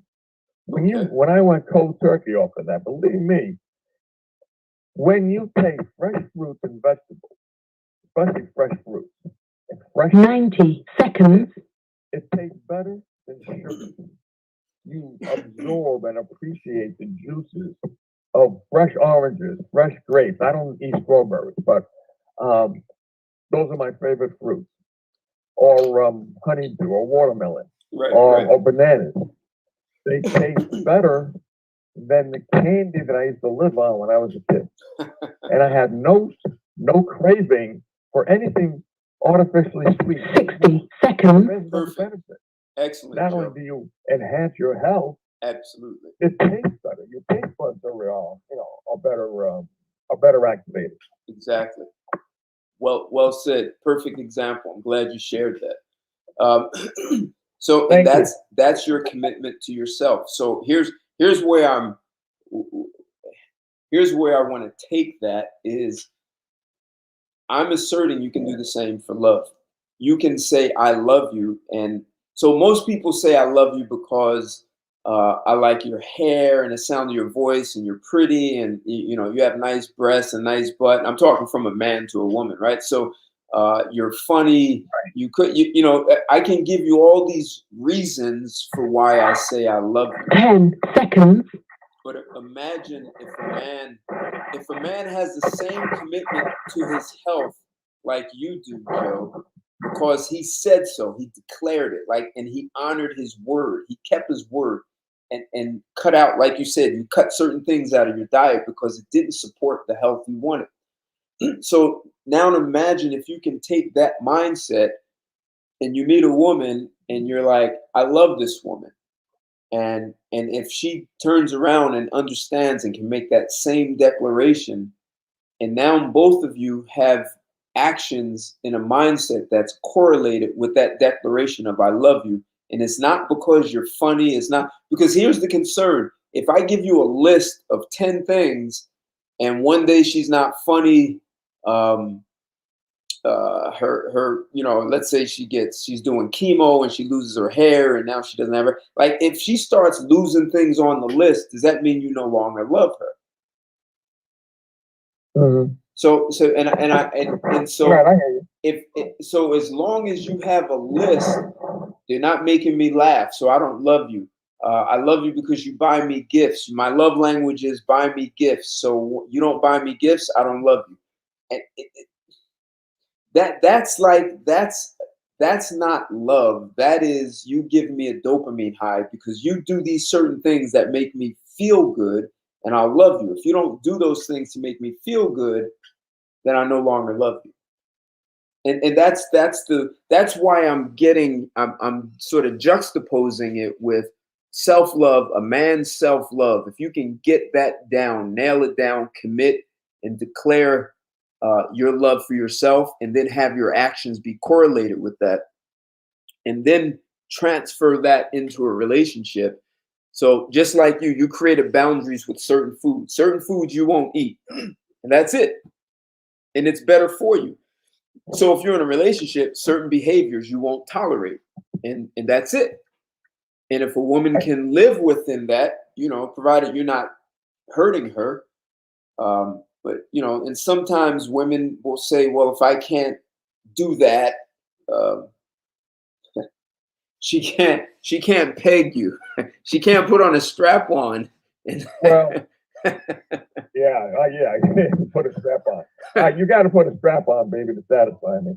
Now, here's what I've also recommended. I may not have said this on your show, but I have told other people when you are deciding to get into a relationship, what I've recommended is take out a piece of paper and you put down on the piece of paper objectively what it is you like about each other, what it is you don't like about each other, what it is that's a deal breaker. Name situations, like for example, remember when I was on your show a couple of weeks ago, and I was talking about if your car breaks down, don't call me at 3 o'clock in the morning because you and I have already made a talk about AAA, about either you learn how to change a tire, if you can't change a tire, and get AAA. You can call me so I can give you support, but don't expect me to come out there an hour to go out just to change a tire when it only costs $55 a year for AAA. right. So things like that. Put that down on a piece of paper. Also put down on the paper, what if you say yes, I accept your terms, but then we get into a relationship and you violate these terms? How much money are you willing to put into the cookie jar when you violate the terms? Things like that. Because if you find out that you're not going to be compatible on paper, all right, it's not going to break your heart, it's going to hurt. But it's going to be better than if you engage in a 2-year relationship with somebody, find out that she lied to you in order just to get you, and then she breaks your heart as a result. And the same applies to women. So I recommend that because that's out of self-love. That's making sure, are you telling me the truth, baby? Do you really believe in the same things I do? Because if you do, then your actions and my actions are going to be approximately the same. And our reactions are going to be approximately the same. And that shows that we are compatible, that we are morally compatible, that we are in terms of values compatible, in terms of interests compatible. And what you're talking about, Ted, is, well, what, you don't make me laugh? You got to go. No. If you, you will be the person 10 years from now as you are today. Maybe a little older, maybe a little mindset change, but basically, you and I are the same people 10 years, 15, 20 years from now as we were 15, 20 years ago. Right. Because we knew what we wanted. Okay, all right. Well, those are my thoughts. But so, and Joe, really good. And so the other thing is, you could say the way you handle conflict, unless you went through some major training, the way you handle conflict is the same as 10 years ago. Now, what a person may do is suppress it. They suppress it, and 10 years ago, they just let it out. What the fact of the matter is, they still don't know how to handle conflict 10 years later.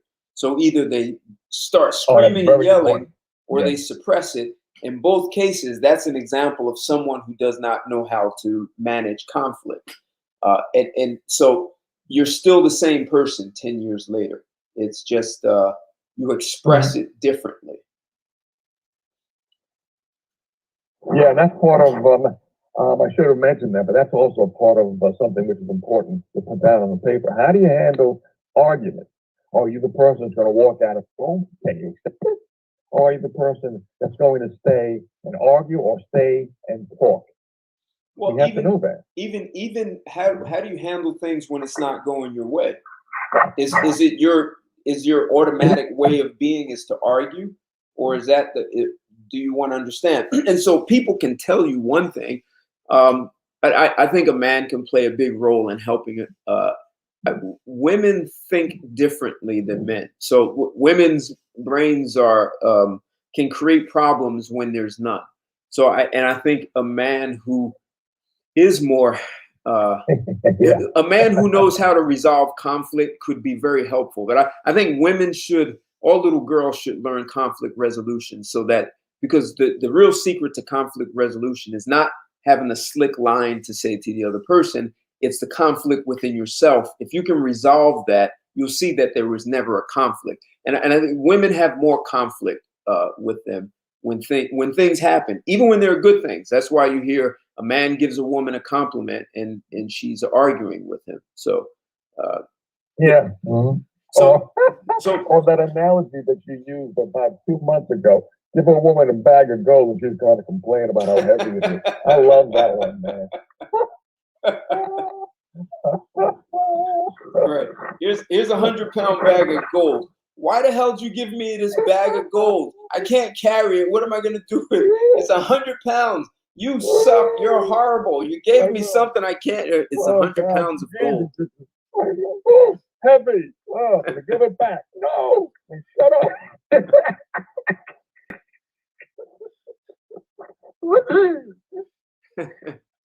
That is funny. Oh, God. So Joe, that's Joe.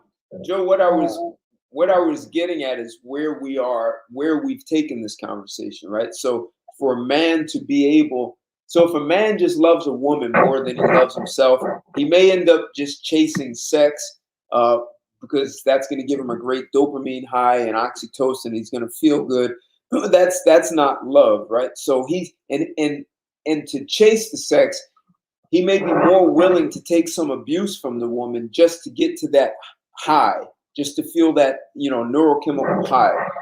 But in accepting even a small level of abuse, that's just an example of a man who doesn't love himself, and at the same time he still believes he needs to protect and provide for this woman who's abusing him, because he's looking for those momentary feelings that he's hoping, like you said, he's hoping to get.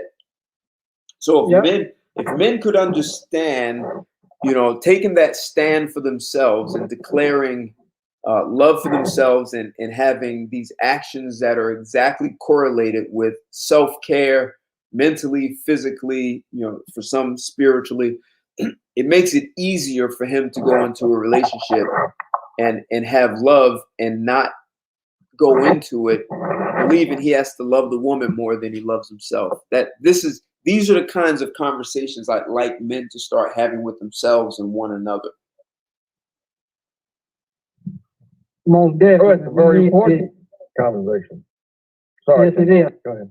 Oh no, you good, Mr. Jones. Like I say, you know, that man, your psyche, you got to come from in a woman, man. If you screwed up in the head, you don't love your own self. How can you be out here chasing what you look like chasing a 3-year kid? The perception of love. You know what I'm saying? That's perception of it. Exactly. That's well said, Kendrick. That's what I'm trying to say. The perception. Yep. But most likely, you learned that from fairy tales in Hollywood. But then too, a lot of them learned the hard way after they've been burned to it. Well, they technically probably didn't learn because they still didn't learn to love themselves. So what they'll do is repeat history, or they'll just avoid it altogether because they don't know how to manage it. And that's part of what I consider part of the Matrix. Because the Matrix, the movie was a great movie because it showed the lies that people absorbed. And some of the lies that we as men in our society, we put women first, girls go first. Women have the right to change their mind, which means they're not accountable for anything, Exactly. especially years ago. Nowadays, not quite as much.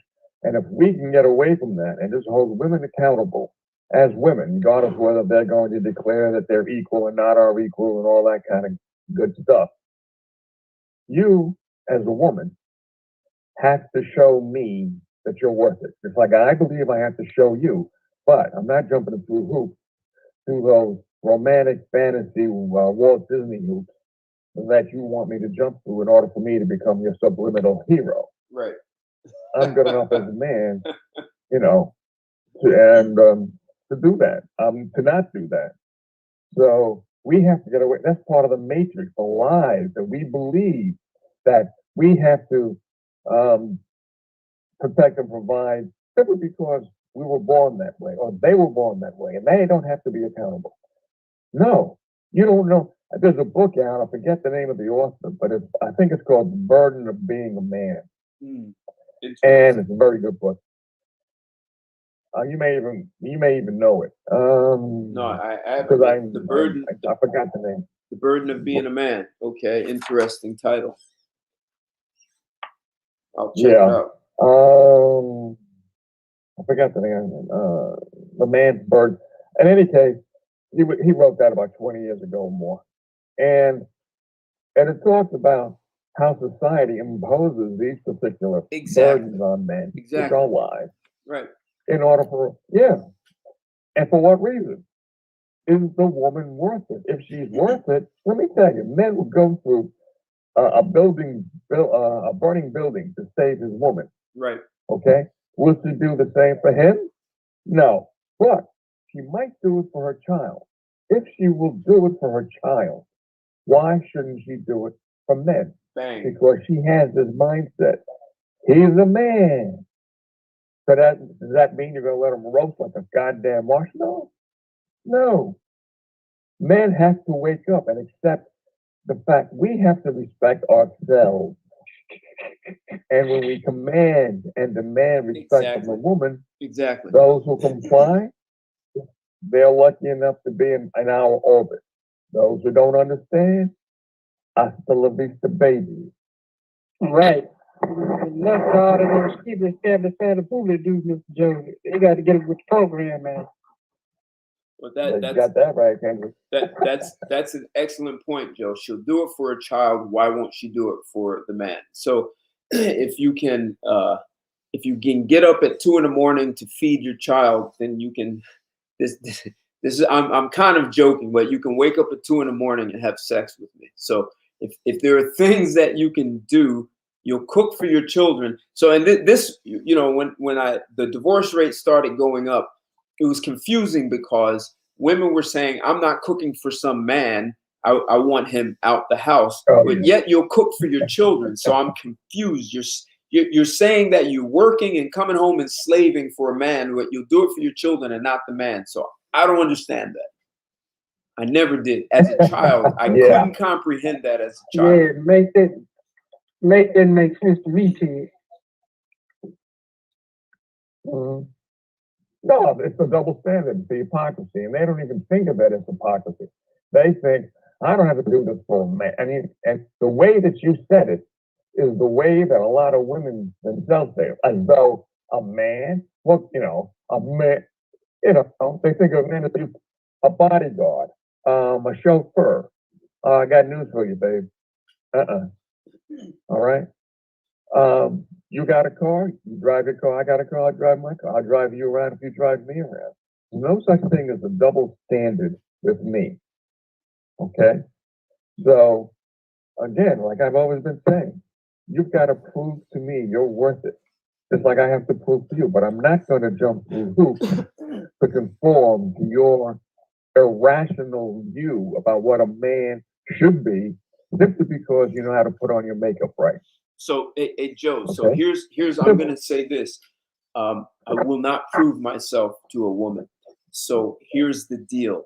I'm going to be like the person I'm going to be being. That's an awkward way to say it, but I'm going to be being something, right? I'm going to be my word, right? If I say I'm going to do it, if I say I'll meet you at 5, from the first day we meet somewhere, I'll be there a little early, right? So all the things I said I would do, and if I'm going to be late, or I said I would do something and I'm unable because something else happened, I'm going to communicate and let you know that.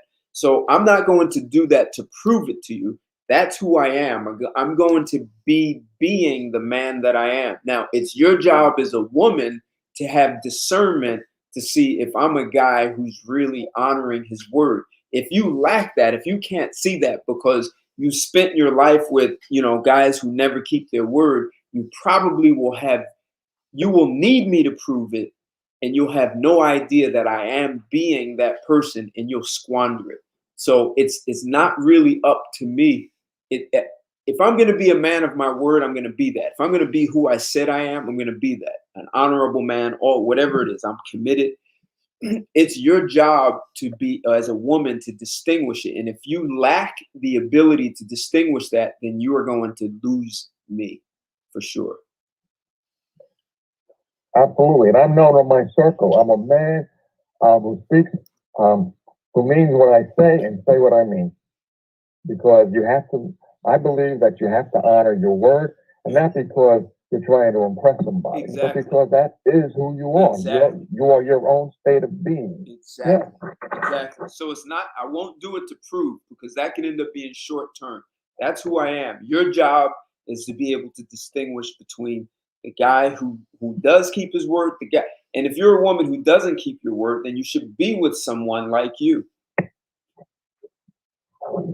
Yeah. And I'm also one who doesn't like drama. I love intimacy. And you would be surprised, little girl, how powerful intimacy is if you can trust the man as the man can trust the woman. Exactly. Because if there's no drama and you value trust, then boredom becomes secondary. Because if you respect. Oh, Kendrick, you agree? Oh, yes, sir, because guys I've been told that intimacy stuff you talking about, that just is addictive as crack. If people was to apply it in the right manner. Mm-hmm. Yeah. Intimacy based on the right values, because if you can respect and trust a person, right, and without wanting drama, then you've got it. I love you because of who you are, because you've impressed me with your integrity, with your ability to do what you say you're going to do, with the gifts that you give me because you don't want to just impress me. It's because of who you are. It's because that's part of your nature. They don't understand that, guys. They just don't understand it. But this the part though, Mr. Joe, it did not understand me. But I wouldn't bet to you that we've been I want to say, in a safe sense, Ted, we've been systematically brainwashed and induced state of delusional to believe in a fairy tale and believe in the actual thing. If I'm right. making any sense. Oh, you're right. That's what I call it, the matrix. We've been bamboozled into believing that who she presents herself as is supposed to be good enough, even though what she's presenting herself as may be phony or false, or even if it's really who she's presenting herself as, somebody who likes to change her mind, somebody who has these irrational expectations of men. No, they're not good for intimacy. They're not conducive for a good relationship. Sorry. Okay? And, you have to change. There are some things about me I'm sure that I have to change, and I'm not going to consider myself perfect. But I'm the kind of person that if you have an intimate relationship with me, we're both lucky. Both lucky, huh? I agree. Oh, I agree, Ted. Both lucky. All right. I can agree, Ted, and I think that intimacy part that Mr. Joe talking about is what a lot of dudes now, the real dudes, starting to search for. If you noticing the patterns and what's going on, it looks like dudes seeking at that intimacy as opposed to some fairy tale type of love. Right, right. But maybe you can correct me and elaborate some, if you know what I mean, if you care to. To talk about how do you establish intimacy? It seems like that's what men searching out more than this fake fairy tale stuff we've been taught. Yeah. Yeah, and that's what leads to the hopes and the dreams because we believe, oh, this girl is so nice. I get along with her. She's so responsive. And we hope that that continues throughout the relationship. But it doesn't because she and you have irrational, well, the man doesn't have that many irrational expectations because we're fairly simple. All we want is a woman that we can believe in and trust. If you're pretty, reasonably intelligent, and hold the conversation, reasonably good in bed, then most men are going to want to be with you and can easily fall in love with you. But if the shoe's on the other foot, if a man is reasonably intelligent, reasonably good in bed, reasonably a good conversationalist, etc., but if he's so predictable because he's a genuinely nice guy and doesn't like drama, the girl doesn't want to be with him after a while. She says, well, he changed. No, he is a rational human being who doesn't want melodrama in his life and wants to be a person of intimacy with you. If you can't handle it, hasta la vista, baby. Sounds like a person who likes drama. But that's not for a handful. That's for a majority, Mr. Joe, that feel and think just like what you just said. And a lot of these red pill dudes, they done already got their passport. Some I know they done already took up roots in another country, Ted. Yeah. They done checked up out of here. And I'm like, wow. That doesn't. Thing done got that bad. You got to leave. That doesn't never come back. That does not guarantee no drama. Right. That's what I'm saying. But this is my thing, though, Ted. So if them dudes just going over there to play, or some of them dudes actually finding wives over there in these other countries. Yeah. You know. But Kendrick, that's gonna still get us back to the topic. Are those men doing that because they love women more than they love themselves? See, that's what I'm saying. Maybe you can help me, cause I'm just trying to get some understanding. Yeah. Look, if perhaps the problems that men are experiencing in the U.S. are the direct result of men loving women more than they love themselves, and women just exploited it and went too far. So now men go abroad and they still love women more than they love themselves, and they are literally creating the same environment in other countries. And some don't see it, some are starting to see it, and women become entitled to certain things, and they don't believe they have to deliver anything in return. So that's why I'm taking on this topic, because if men don't love themselves, it doesn't matter which country they go to. They're going to end up creating the same women, because women are it's like a dance. Women are dancing with us. And if we buy into what Joe is saying, that we've been told that, we have to do everything for the woman, and we're just lucky to have her there, and she doesn't have to do anything except be there. And men accept that, they're going to accept that overseas. And the more attractive the woman is overseas. Not only that.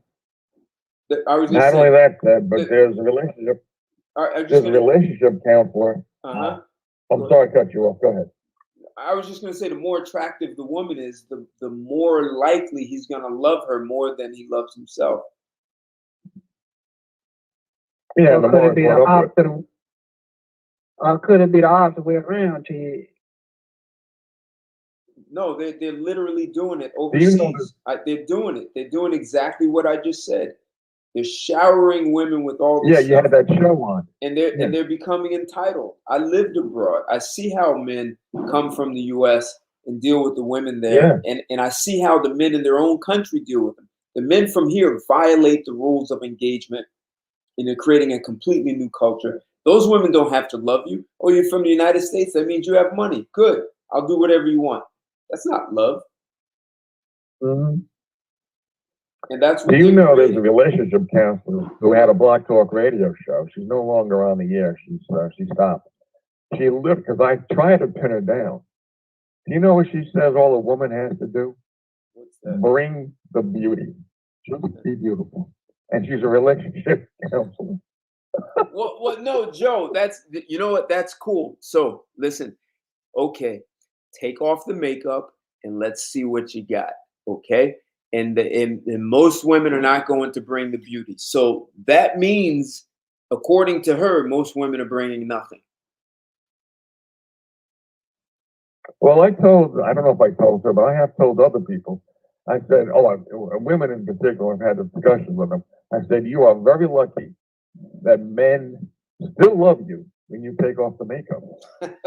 Because you look like the creature. You look like the creature from the Black Lagoon, right? I knew you were going to say that. And right? I said that. Well, I dated a couple of really good-looking women, and they still look like, where's the chick I brought into my bedroom about an hour ago? After you're rubbing off all the foundation and the mascara.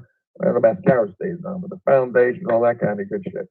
And you see it for the first time, and you go, whoa, what happened to, you know who? Do you know a guy divorced a woman because of that? He had never seen her without makeup until after they were married. And she went to the bathroom. He's in the bed. She comes out, and he's like, "Who are you?" No kidding. And he immediately he went for divorce immediately. He was like, "This is a friend from Abu Dhabi did that to the girl that he married. Really? She took down the veil, and he automatically said, "I divorce you." And I think it was legal where he was, either Abu Dhabi or Dubai or one of those, United Arab Emirates. The person you're talking about, did that happen here in the States? Yes, it did. And in China, some Chinese Chinese businessman married this woman, and one day they're at his wife's his in-laws, his wife, the in-laws' house, and he's looking through some old photo albums, and he asked, "Who is this?" And she said, "Oh, that's me." He said, "Why? You don't look like that." "Oh, I had plastic surgery." Divorce. I read that article. I read that. Yeah, he said basically, you were ugly, You had plastic surgery. You're beautiful. What my kids will inherit from you are your ugly genes, and I want a divorce. Mm-hmm. Right. Right. So, man. so do I we, think, and I don't. I think the court. I think that the court granted him a divorce. absolutely they did. I believe both the makeup and the plastic surgery, they both got their divorce. They said it was false advertising. They would have never married her if they knew. Yeah. So you cannot obligate me to this woman who I would have never married if she presented herself honestly.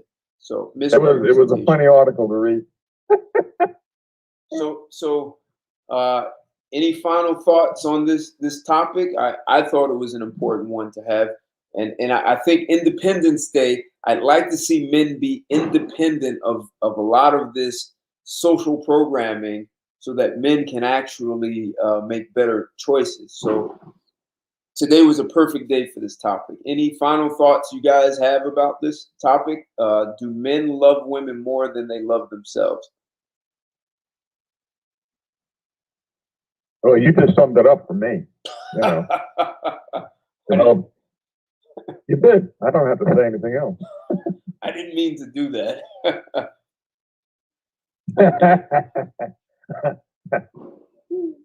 How about you? No, I'm good. Kendrick, any final thoughts on this topic? Oh, this was a good topic, and I appreciate Miss Jones' words, but back to what you saying, Ted, they're gonna have to learn how to go back to loving themselves first and get their manly priorities back in line. Stop chasing tails and all of those sleeping around talking about that's love. That's not no love. That's just love. And, right. And we just got to be truthful about these things, Ted. Right. And it's interesting. So we can tell a woman who's unemployed and overweight that she should love herself. But for a man, we tell him, you're not a real man. You need to get your ass up, get on a diet, get a job, and be a real man. But it never actually comes out to loving yourself. You just have to be a real man. And what's attached to a real man? You provide and protect women. That's what you're here to do on this planet. Right. So, and I'm gonna say this to you, that's what women need to be going back to focusing on, what you just said, and stop talking about this quote unquote high value man. Just be glad you got a man in general, Ted. That's how I look at things. Okay. He might not be in that top billionaire class or the multi-millionaire class, but you got somebody you can work with. You know what I'm saying? You can build and grow with. That's who you need to be focusing on. Well, even that. So, men are considered high value. The talk is, and what was it? Last week I did that. If you make $10,000 a month, see, we don't talk to men about loving themselves. We talk to men about, if you can make this amount of money, you get your pick of the litter, and then you love her. And then people say, well, in the Bible it says men should love their wives and their women should only respect them. So, we're not even telling men that they should be loved. And Joe, I heard you say something. Men are simple. We have to stop saying that. Men are not simple. If you look at every civilization in the world, it is very complex, and it took some brilliant minds to do that. And we create some of the most complex things. We put satellites into space, and we build space stations. We go underwater. We build bridges. And these all take very complex minds, and we work out better ways to do these things, and we create computers. The first computer wasn't even called a computer. It was called the Turing, Alan Turing from Great Britain. It was called a Turing machine. So these are the minds of men, and we are very complex, and women need to honor that and love us for our complexity as we are asked to love them for their complexities and their ability to change their minds. Well, when I say simple, I meant we are more simple to please in the dynamics between men and women. Is that what we look for in a woman? is more simple than what she looks for in a man. I wasn't trying to make a comment on men in general about our, our Good. complex neurology and how innovative we are and stuff like that. It's stated too many times that men are simple creatures and they're not smart. Like that conversation needs to die, because women are meeting us expecting us to be simple and not smart, and then they have no idea what to do with a guy who doesn't fit that. And then guys are putting themselves into that square hole that was made for them, and they don't really belong there. So I'm out to kill. Okay, I got you. Kill conversations that have never been true. They've always been lies.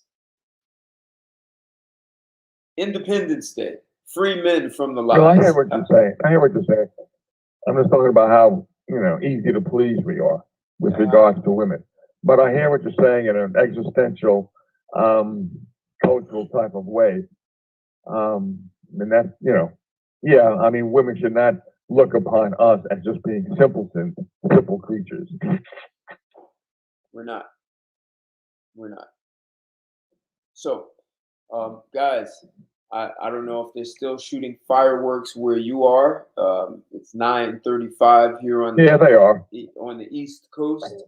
So, they're probably still firing them off. I live almost on the Hudson River, like probably maybe a quarter mile or so from the Hudson River.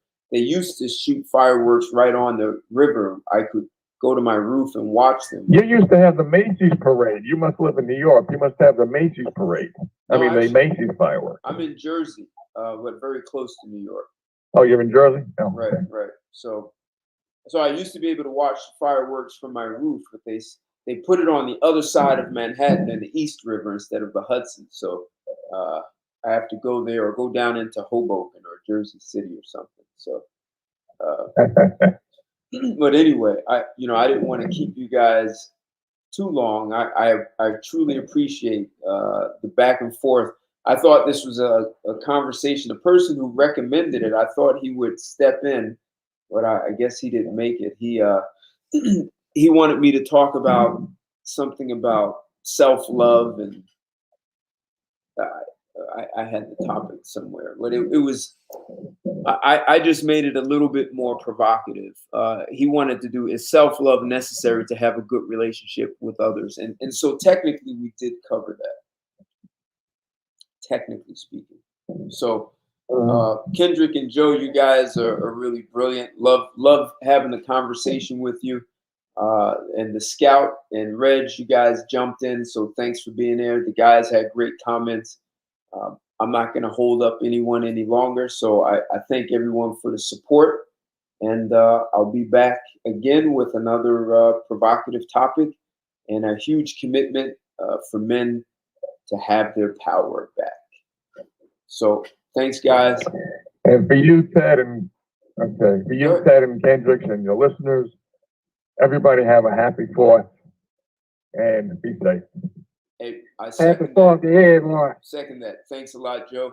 Talk to you guys later. Have a great rest of the week, and I'll see you soon. Bye.